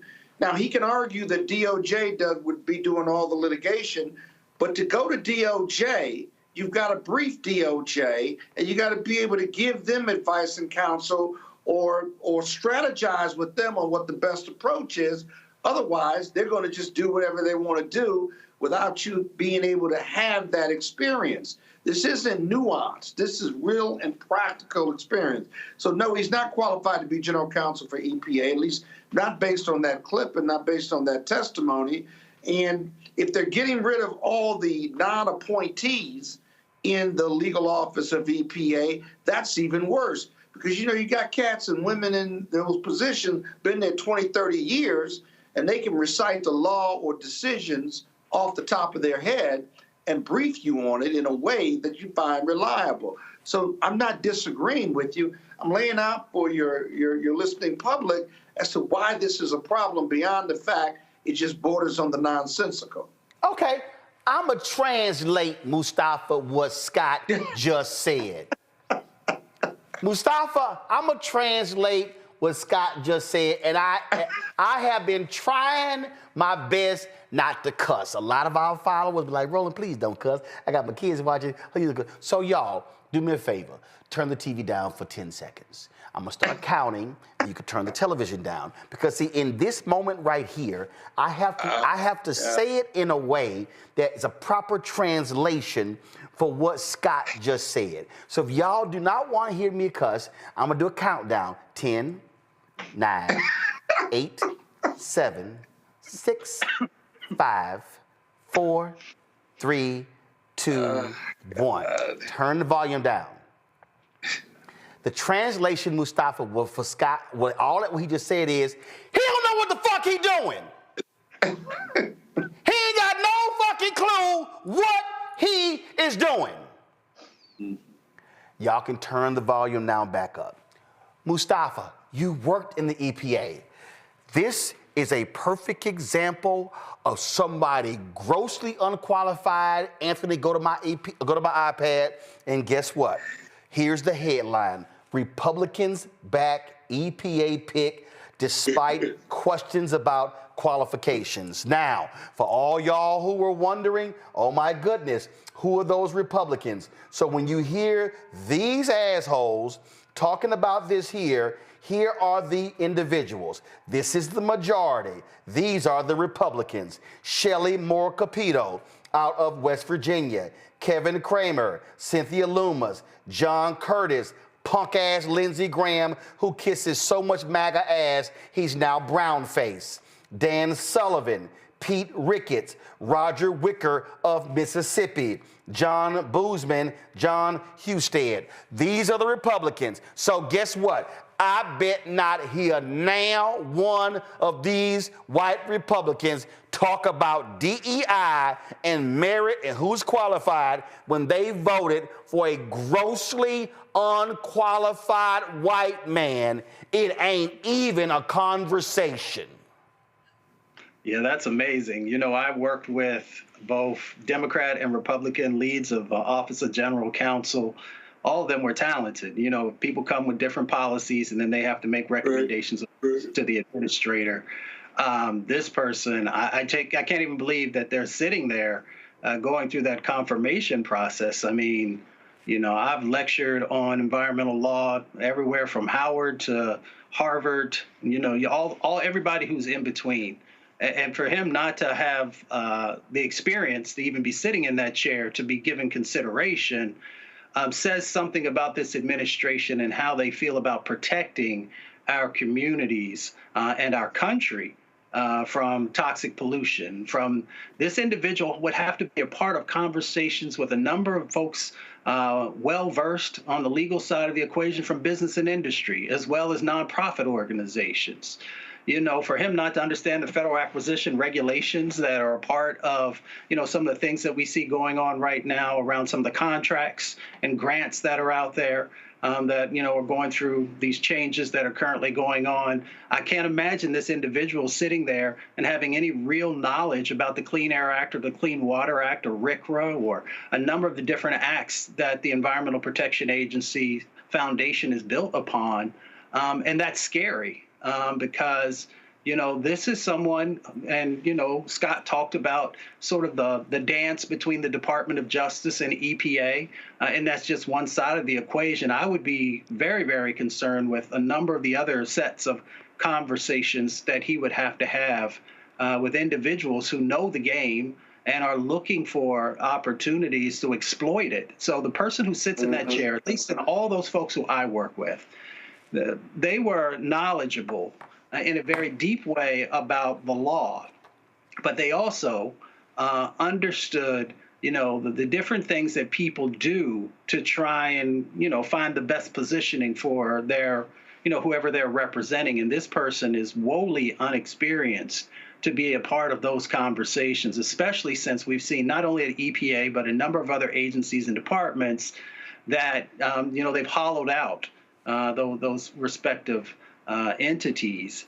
So he would be there pretty much like a babe in the woods, and people would just devour him, even with them not actually caring about, the environment and public health. Right. This is a very dangerous situation for these, these representatives to even give this person consideration. So Derek, somebody in the chat said, Roland, please cuss. Derek, here's the thing that's crazy. This story about them picking, it was April 2nd. It's April 8th. Chuck Schumer, what the hell are you doing? I would be amplifying this story like crazy. With them running around talking about who not qualified, all that sort of stuff, I would be going, how in the hell can y'all advance this pathetic? I would make this white man, Sean Donahue, the poster child of white privilege. I would be throwing this in the face of Elon, JD, and Trump. What the hell is I saw this clip on Twitter. I ain't seen no press release. Didn't nobody hype this up. This is a perfect example of what I'm talking about when you have Democrats who are slew-footed, slow, who don't understand in terms of how you move. I saw this the other day. Ken Martin put out a tweet where he said that, here it is, yesterday. Let me show y'all this tweet, then let you comment. We are launching a new DNC war room. We're going to compete in every information space and put Trump and the Republicans on the defense every day. At this very moment, Trump is actively wrecking our country. He can't go unchallenged. Say, dog, this is a perfect example. If I'm him, I'm saying to Democrats, don't y'all say another damn word about merit and DEI with this pathetically unqualified man. His ass will be the poster child right now, Derek, of every Democrat. You're absolutely right, Roland, but he won't be the only one, right? No, but you got to start one, but you got to talk about one at least. At least talk about one, right? But this is the most inept, unfit, unqualified cabinet ever for 248 years. The most inept, incompetent, unqualified, unfit cabinet, starting from the president to this individual. They continue to demonstrate, Roland, which is the point that I appreciate you highlighting this evening, because merit has always been a qualifier for us. We always had to get 2 or 3 degrees. We always had to be top of our class. We always, right? I remember reading Earl Gray's senior book, and he was talking about the 2 sets of rules. And you also expounded upon that a few weeks ago when Robert Kennedy was going through the nomination process. And I remember you saying, Robert Kennedy is not even in healthcare. This is the same individual, Roland, that advised folks how to deal with measles by taking vitamin A and cod liver oil. And now those same children are having liver problems. Right. The measles outbreak. But here's, okay, I got all that. But here's my point. I want to stay focused on this guy, because this is my whole point. You can't make the argument broad. You have to narrow it. Scott, the point here is this here. You have to make someone the poster child. You have to hold somebody as the example. And I'm saying what Democrats should be doing, Democrats should be hitting these fools back saying, y'all actually have the audacity, the unmitigated gall to talk about DEI and ending DEI programs and people being unqualified. Here is a grossly unqualified, incompetent person to lead the EPA's legal room of 200 lawyers. The man ain't never supervised more. You saw how he even said 6 to 8, and they all weren't even lawyers. Hell, I done talked to more lawyers than his ass likely has. Well, here's the thing. As an associate at a small firm in Buffalo, because there are no really big firms in Buffalo, he was an associate. Damn, Scott. Damn, Scott, that's some shade. Yeah, I know, but damn. 6 or 8 he supervised. There may have been 1, maybe 2 attorneys at best, because as an associate, and you've only been there a year and a half, you're not really supervising anybody. It's not like you're a partner. But here's the thing. He lasted 1 year. I know, but don't miss this part. Think about, there's an arrogance part to this on the Republican side. He wasn't even well prepared. They could care less about his qualifications, but they could care less about him being prepared to either shield or cover his lack of experience to be, if he was young, if he was brilliant, if he was competent, and he was well prepared, he would present 10 times better. But they didn't even prep him. In fact, Sheldon House even told him, said, you should be more well prepared, because those 2 orders, judicial orders or decisions used by Sheldon, I was waiting for Sheldon to tell us the holding in those cases. I guarantee you he didn't know the holdings in those cases. And he gave him somewhat of the holding, and he still was fumbling through it. And so it's the arrogance that jumps out at me of not being well prepared, on top of the base level incompetence that you want to try to cover up. You got to try to cover it. You're in the U.S. Senate. My goodness. But what that is, it is sheer arrogance that, you know what, we can just throw anybody, and the Republicans not going to say a word, and we could just go, they're going to sit here and do whatever I want. Again, this make him the poster child. I got to go ahead. I got to hit y'all with this here, because I'm just. Let us show up unprepared. Hold on. Let me real clear. They crucify. Hold on. First of all, we wouldn't even have the chance to show up unprepared, because we would be unprepared to even get nominated. I got to go ahead and do this. I mean, I'm so sick and tired of her ass. I'm sorry. I keep telling folk that these idiots in MAGA, this ain't nothing but a TV show to them, okay? The whole country's a TV show. And Kristi Noem really thinks she Farrah Fawcett. Go Farrah. I think she's figuring out that they trying to recast the reboot of Charlie's Angels. And so she's like, forget Drew Barrymore, forget Cameron Diaz, and forget, who was the Asian woman? I forgot her name. We ain't seen her in a long time. Lisa Liu. Forget her. I think Kristi Noem is really trying out for a new role. So her ignorant ass released this video, and I love this tagline: nice to see the Secretary of Homeland Security all equipped and prepared, including her hair extensions, fake eyelashes, and wearing a $60,000 Rolex watch to hunt down the bad guys. Maybe it's with the success of Will Smith and Martin Lawrence in Bad Boys. She wants to be the star of Bad Girls. I don't know what the hell it. Y'all, watch this bullshit. Here we are with Marco and Brian today. They're letting me roll with them. We're going to go out and pick up somebody who I think is got charges of human trafficking. We earlier had an op that swept up somebody who was wanted for murder. So appreciate the good work that they do every day, and we appreciate them working to make America safe. Ain't nobody sitting here looking for your trifling ass to be out there all dressed up like you in the movie, holding a damn gun like that. And in fact, let me go ahead and find it. I saw Arizona Senator Ruben Gallego drop this. He responded. Let me go ahead and hold on. Don't pull it up yet. Don't pull it up yet, because I want to blow it up. Because this cracked me the hell up when he gave some commentary on her trifling ass, standing up there looking like a damn fool, holding this gun up. And so hold on one second. And this is a Democrat. You can tell he loves guns. I think I can tell if this is Ruben Gallego or if this is Robert Patillo.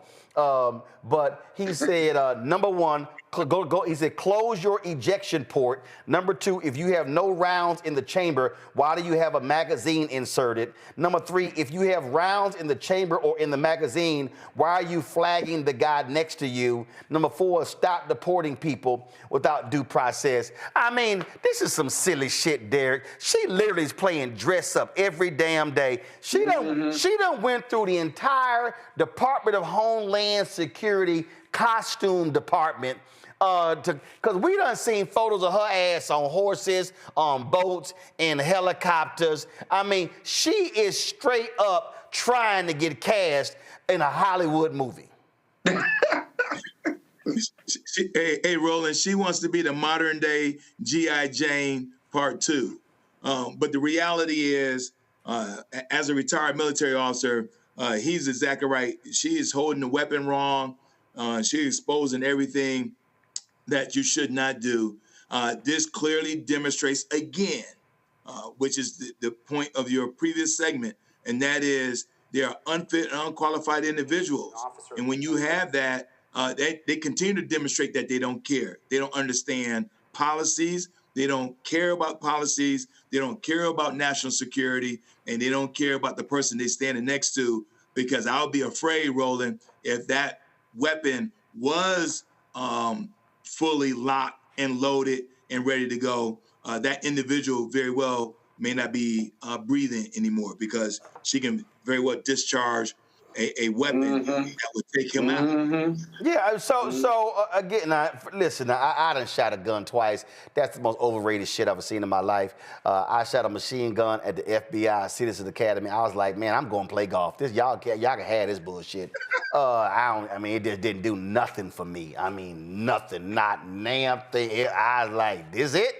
But I got to give Senator Gallego, not only he popped that tweet out, Mustafa, he also did this video here. Hilarious as hell, watch. You seen this picture? Let me explain to you how this is all cosplay. Number one, anyone that's ever been in combat, whether it's Marines, been an officer or anything else like that, you would never wear a flak jacket like that. Sloppily put on, it's gonna get snagged on something if you try to breach a door or go through any kind of very high intensity situation. Number two, what's going on with your ejection port there? Either means that there's a round in chamber or you're just being slapped and keeping it open.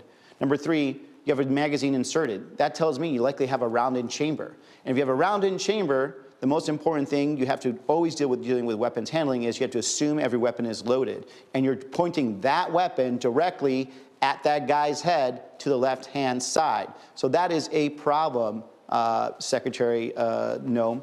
And number four, the bigger and biggest problem of all, stop deporting people without due process. You continue to deport innocent men and women that have rights to stay here, and you're deporting them out of this country when they should be here and they have a right to stay here. And we know damn well that if a Democrat was holding that gun that same way, these Second Amendment lovers would be losing their mind, Mustafa. Yeah, I mean, he hit it on the head. I was sitting here thinking also that this administration is big on cosplay. I mean, you got all these folks who have no idea what they're doing. They okay, hold on. I'm just going just one suggestion, Frat. Here's the deal. Average people don't use cosplay. I'm just saying, average people don't talk that way. We should say, this ain't no movie. Everybody understand that. No, I'm just serious. I'm serious. When I heard him say it, I was like, cosplay? What the fuck is cosplay? I'm like, I don't use cosplay. I'm like, was that Bill Cosby in a play? I'm like, what is cosplay? That's just me. Go ahead. I'm sorry. No, that's all good. But I would say a lot of younger people actually do understand what cosplay is because it's a part of the lexicon. But they got to say it's a movie. What is it? Well, what is it? I ain't never heard of it either. Cosplay is when people like dress up and pretend that they are a character. So can we just say play dress up? Well, you what can say about dress studio up. gangsters, maybe? Finish and say. Go ahead. I'm sorry. My bad. I'm sorry. No, it's all good. I mean, the reality is that, I grew up on gun ranges. So I kept hearing my father's voice in my ear when they were breaking down all the different things that they were doing incorrectly. But besides that, the real reality of the situation is that these people are unserious about protecting our country. They're unserious about people's rights. They're unserious about so many things.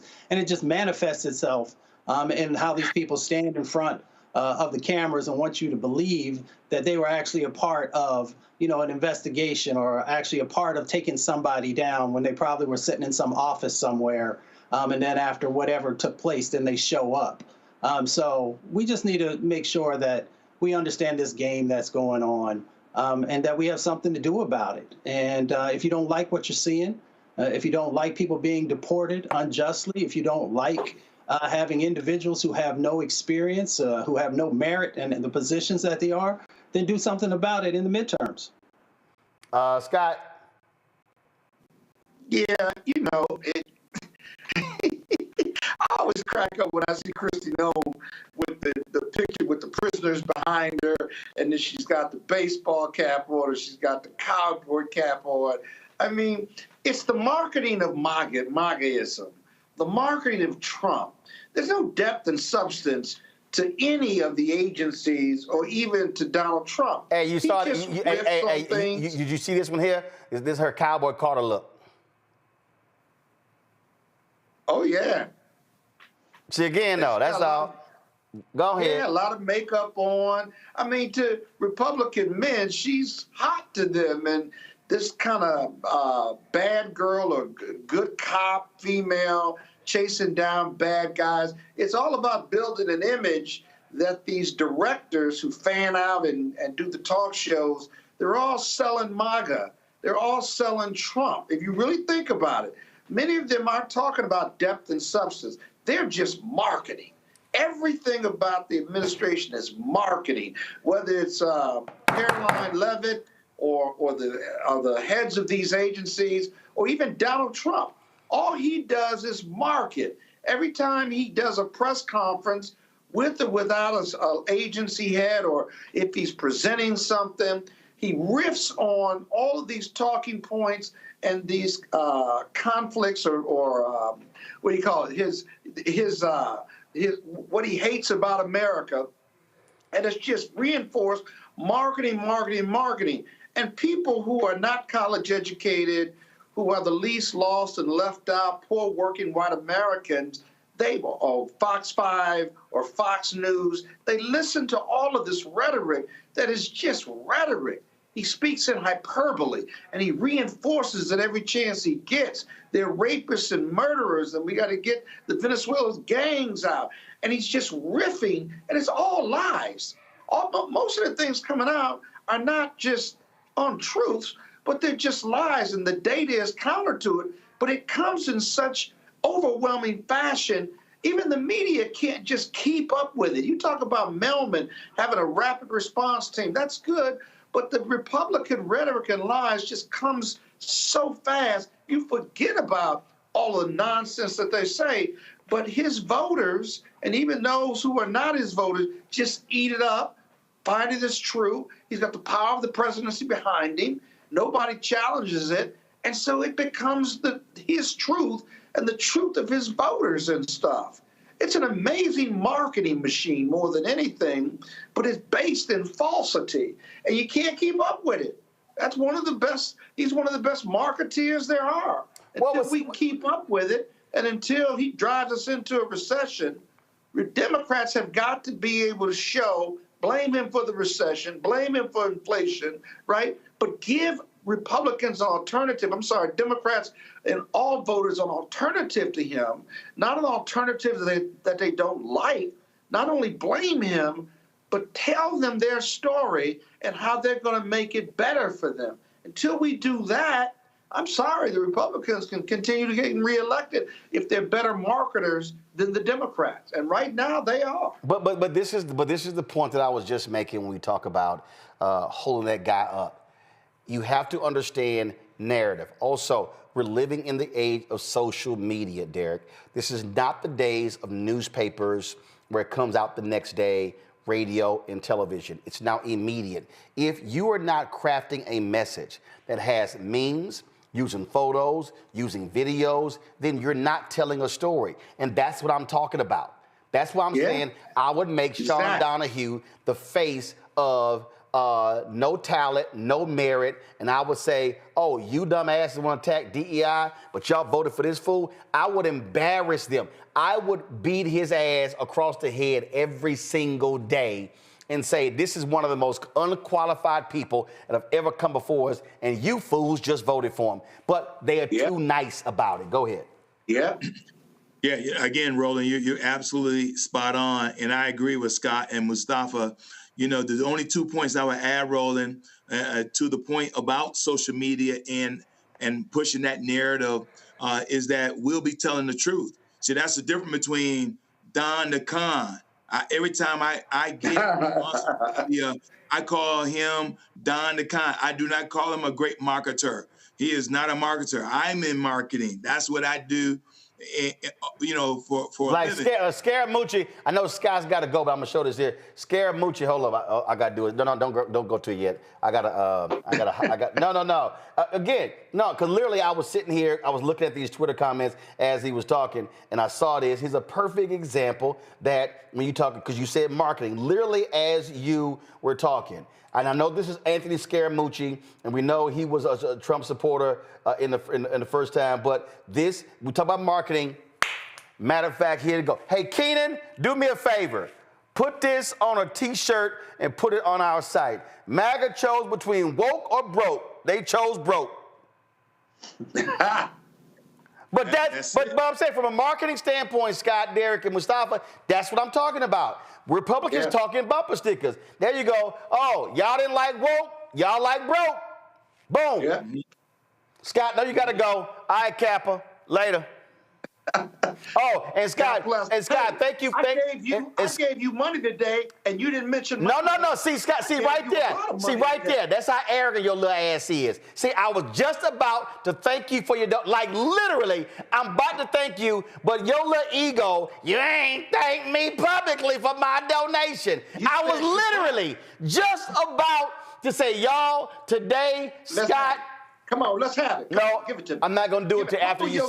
No, I'm not going to do it till after you sign off. Thank you, Kappa man. No, I'm not going to do it till after you sign off. See, thank you for right there. Thank you for your support. Are you now giving? Thank you. Are you now? Are you now Marvin Sapp? You gonna lock the doors? Come on, one time. You now Marvin? You now your fellow Kappa Marvin Sapp? You gonna lock the doors? Can't hear you. I can't hear you, dog. Come on. Just thank you one time. I'm not going to do it after you sign off. See, you begging for it. See, if you had simply allowed me to do it, I would have done it. But it's two other alphas on this panel, and we don't bow down. All right, guys, one love. Where's my alpha sign? There you go. There it is. All right now. You've been wanting to do that your whole life. And guess what? Hey, go ahead and throw it up, Mustafa. Guess what? I'm telling you right now, Scott, and I'm posting that shit on social. You throwing an alpha sign. So I'm just letting you know it's gonna be a screen. It's gonna be a screenshot. Go ahead, Mustafa. Go ahead, Derek. It's gonna be a screenshot of Scott wishing he could wear the black and old gold. Okay. There you go. There you go. Now get on out of here. Thank you. I appreciate it, Scott. Thanks a lot. Derek, go ahead and make your point. Then I'm going to go do this last story. Go ahead. Yeah, we definitely have to do a better job on making sure we tie that social media piece, because not only will be able to frame the conversation and the narrative, but the algorithm The algorithm, I mean, Roland, you constantly talk about that algorithm piece as well. And so every time I get on social media, I post things like hashtag, Don the Con, hashtag convicted felon, hashtag, 34 felonies. And that algorithm picks up. So every time I get on my Facebook and Twitter and other platforms, that algorithm continue to follow not only what I'm doing, but everybody that follows me. And so we got to frame that conversation. And the second and last point, Roland, is this. We have to do this now more than ever before, because that midterm will make or break us, because in 2030, we get a chance to redraw the congressional lines across the United States. And the last thing we need at the state level, we got a little mini Trumper, and he thinks he's going to be running for governor next year. And he has pushed all of Trump's agendas. And so we got to look at this thing twofold, both at the federal level and at the state level. Y'all, racist Marjorie Taylor Greene married a racist. We showed y'all the video. Roll the video, y'all. This is video of her racist ex-husband who was literally cussing out Muslim women who were just trying to play. Roll some of this. That's really good.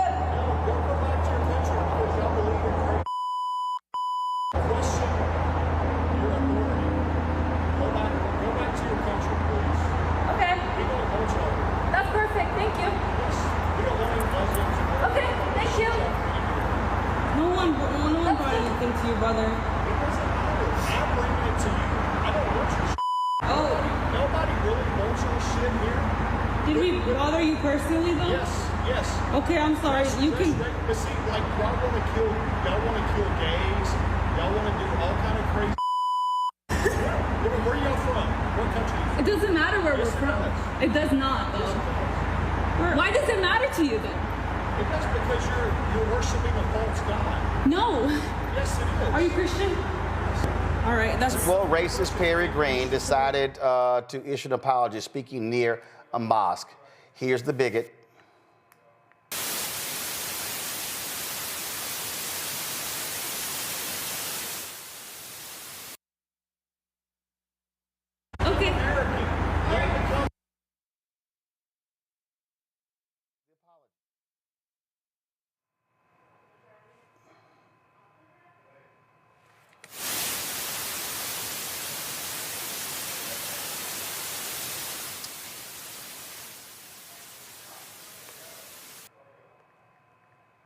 Did nobody check the audio?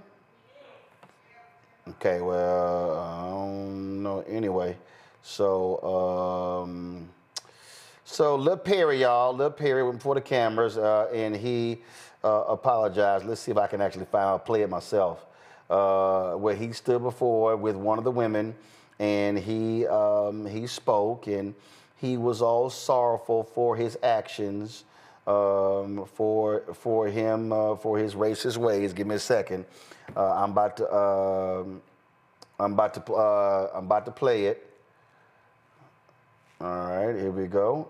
So that was a news conference that took place. It was a 16-minute news conference. Now we're not gonna play the full news conference, but this is one of the women speaking. Online.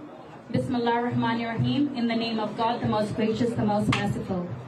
My name is Nazi Khanzada, and I serve as the Communications Manager for the Georgia chapter of the Council on American-Islamic Relations, the nation's largest Muslim civil rights and advocacy group. Today, we will not be endorsing the view... Perry was sitting here offering his apology. Now look, he didn't speak long. The little racist didn't speak long, so watch this here. Go to it. Oh, here we go. Let's see here. Here we go.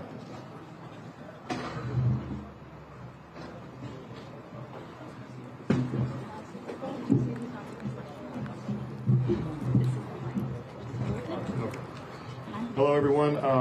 I came today just to meet with the young ladies that I was mean to and treated disrespectfully about their religion and about what they were doing, and I just wanted them to know that I humbly apologize to them, because nobody should be treated that way, and that's not the right way for us to treat anybody with any differences. And that's what we came to do, and hopefully they'll find it in their hearts to forgive me, and that, we shouldn't allow that in our society. So, but thank you, everybody.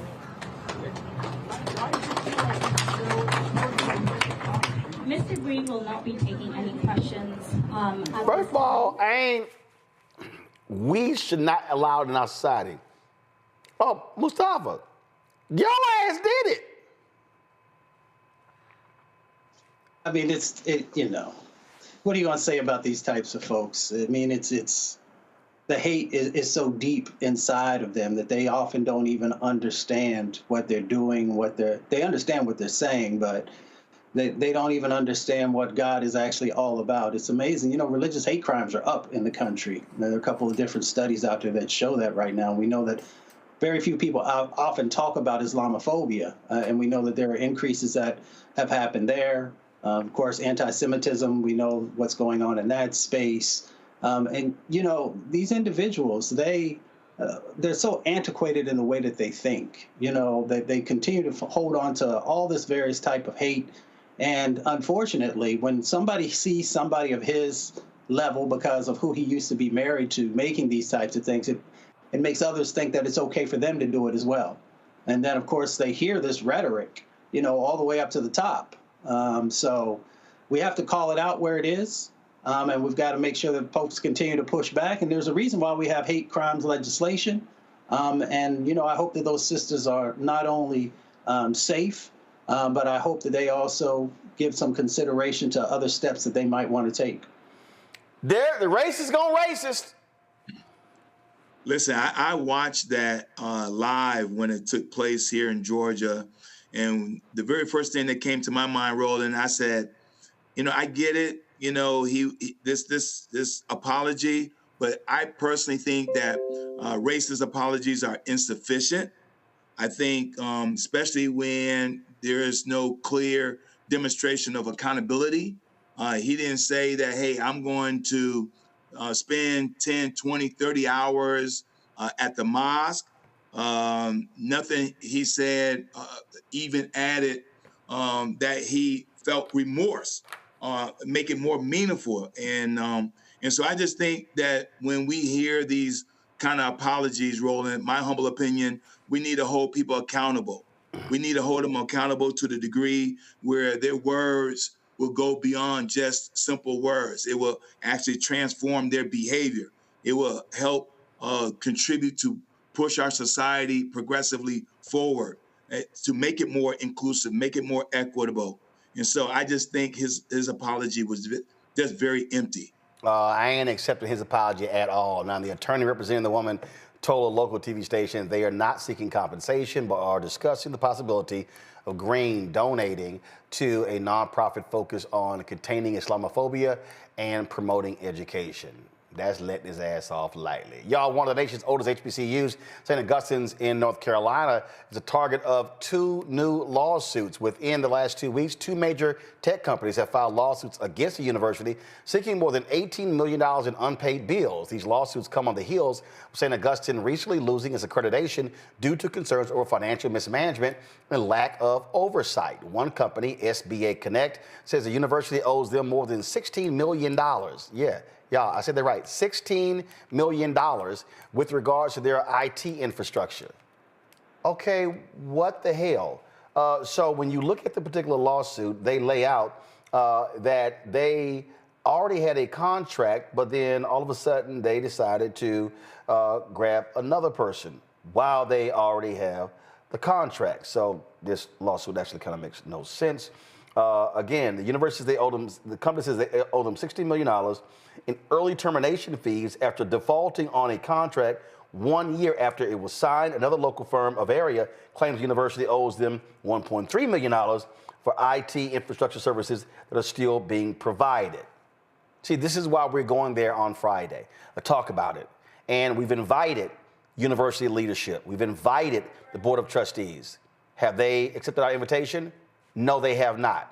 Now, anybody who knows us knows We support HBCUs. So if you're St. Augustine's and you're asking the public to help you throughout this situation, then you might want to be a hell of a lot more open and transparent with what is going on. So Friday, join us in Raleigh. We want to see all y'all out there. If you are friends, families, students, faculty, staff, you want to join us, come to Martin Street Baptist Church for the town hall taking place on Friday. Doors open at 5 p.m. This really is about giving people at St. Augustine, alumni and others, giving them a voice to what is going on, because the people who are leading St. Augustine, its board chair, its board of trustees, and its administration, that's what they're not doing.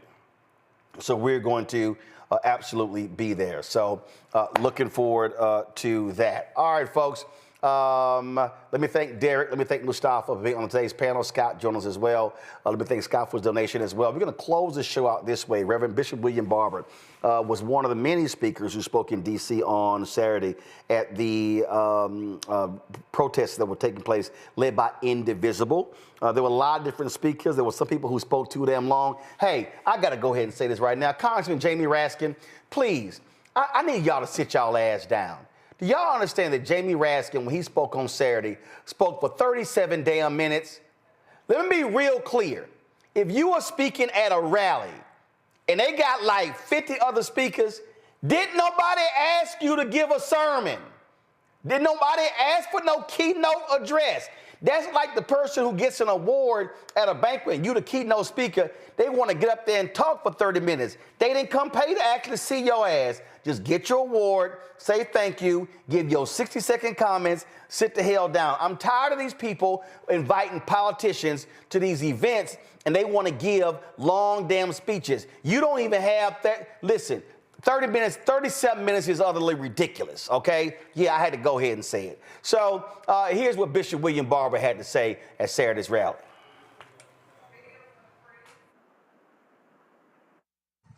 "57 years ago, on April the 3rd, Reverend Dr. King said the night before he died, nothing would be more tragic than for us to turn back now. God help us not to turn back from the vision of our Constitution, that is to establish justice, to promote the general welfare, to provide for the common defense, and to ensure domestic tranquility. When Trump and Musk and Johnson and their minions are signing unconstitutional executive orders, unconstitutionally firing people, trying to pass an unjust budget, and wrongfully raising tariffs that will not only hurt Wall Street, but back street and side streets and side roads. When they are doing this, we must say every day, we will stand up in truth and raise our voices and votes and declare, take your hands off of our democracy. Their foolish budget plans could remove 36 million people from health care and millions of poor and low-wage children from school lunch and refuse to raise the living wage for 14 million low-wage working American people from $7.25 to $17 an hour. We must pray for God to give the courage to stand and say, take your hands off Medicaid. Take your hands off Take your hands off our voting rights. Take your hand off our living wages. Take your hand off our public education. Take your hands off of our lives. When greedy technocrats with a supremacy philosophy want to rule the country, we with moral vigor and righteous indignation must stand up and say no. We cannot be at ease in America. History is pushing us, the present is demanding us, and the future is calling us. I said in 2018 that every age must have a movement of people that will build a moral fusion mass movement that stands together. Because issues before us are not about left versus right or Republican versus Democrat, but about right versus wrong and justice versus injustice. And with the help of the divine, We must unite more and more, declaring that we are black, we are white, we are Latino, we are Asian, we are Native, we are young, we are old, we are North, we are South, we are East, we are West, we are gay, we are straight, we are trans, we are America, and we ain't going nowhere.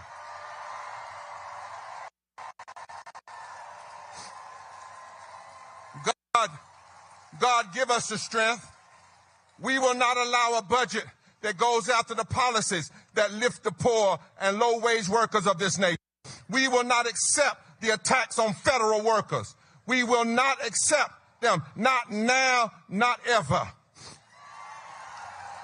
And we will prayerfully, with no equivocation, no capitulation, no weakness, declare with all that is holy and divine, we must not bow. We must reclaim our government. We must pledge ourselves to the work of the third reconstruction of America. We must lift every voice and sing together. We must lead with love and repent of the apathy that has too often slipped in. We cannot bow. Finally, they are afraid of you.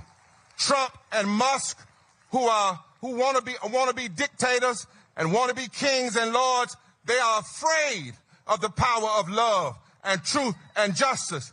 They are afraid of your unity and your diversity. Well, let's keep them afraid until they change. My friends, this is way bigger than just a party issue. This is an outright battle for civilization. And they all have your power to come together. And they are betting that we will be afraid of them. But this is the time that we must increase, intensify, and embolden our agitation for what is right. We must declare that the only way a wannabe king can be king is if we bow, but bowing down is not an option. Our knees aren't made for bowing. We are not going to bow to power-drunk, neo-fascist extremists. We only bow to God. And so we must stand tall. When they attack everyday people with mean, hurtful policies, we must stand tall as they take your hands off of our lives. So stand up to the technocrats. To stand tall. To stand tall. It's time for the people to stand tall.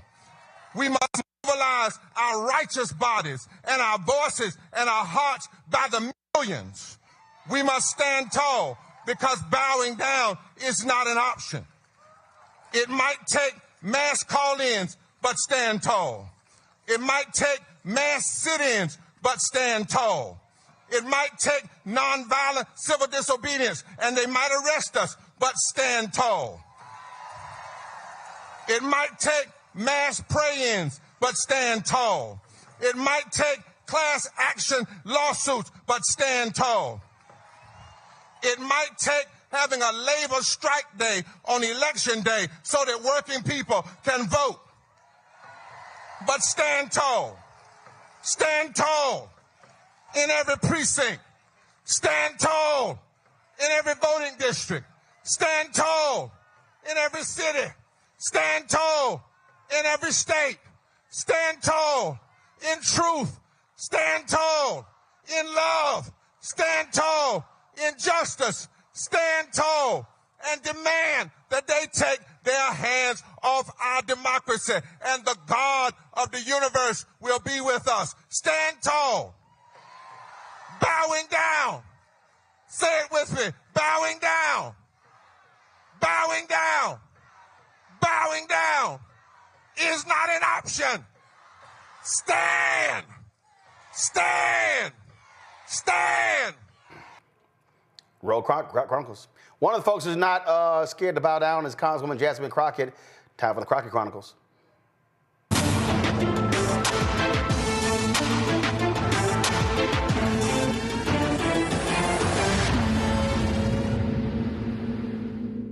Well, they had a congressional hearing today, and trust me, Congresswoman Jasmine Crockett was not playing around when it comes to Donald Trump having his fat ass on a golf course every damn weekend.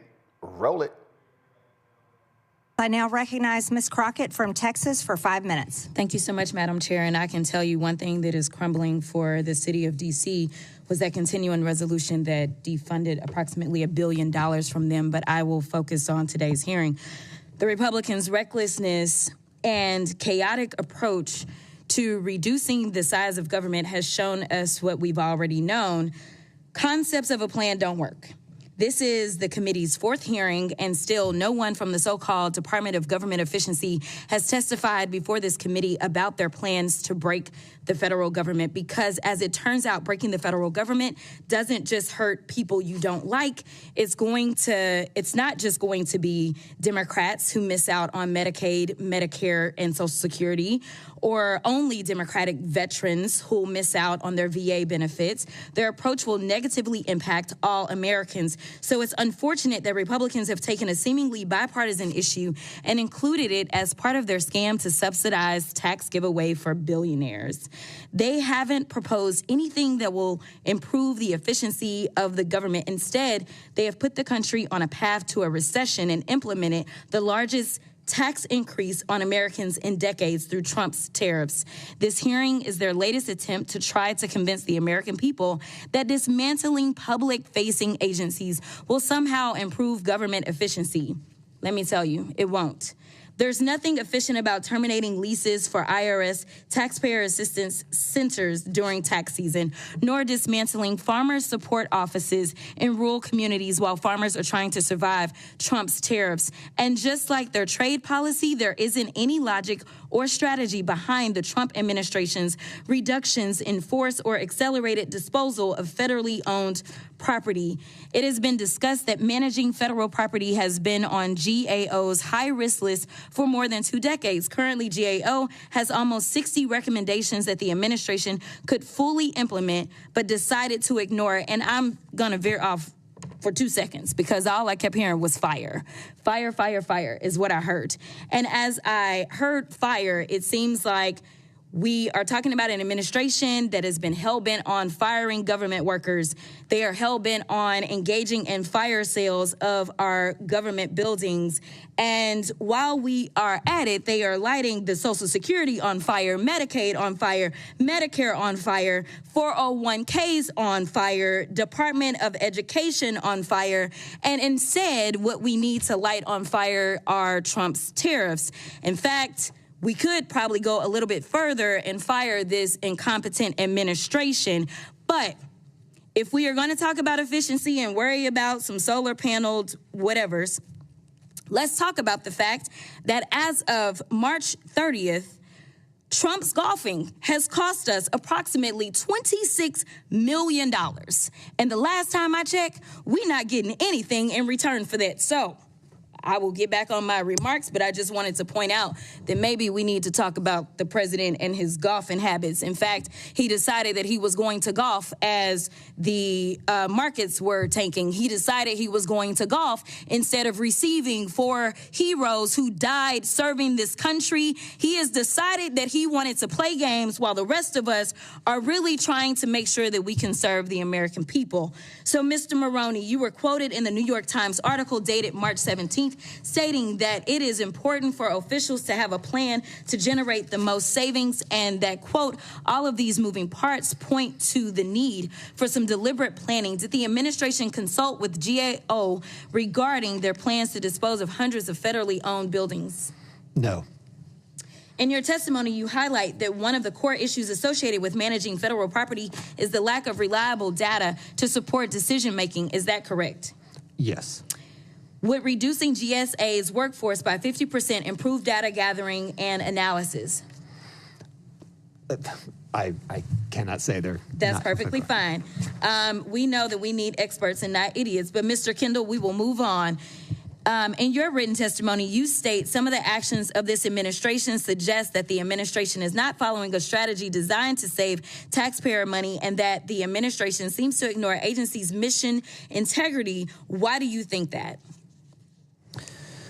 In the list You got of 20 seconds. in the list of projects there were a couple score Social Security offices, IRS, taxpayer service offices, which those agencies, those end-user agencies wanted, and yet the administration is canceling those leases. So it does imperil mission accomplishment. Thank you so much. Oh, you're back. She's right. $26 million for them to fly home every weekend. And last weekend, when those 4 soldiers, their bodies were returned to Dover, Donald Trump was playing in a golf tournament at his course. That's who that punk is. So that's what we're dealing with. We're dealing with a golfing fanatic who's in the Oval Office. And every time he flies, massive amounts of money being spent.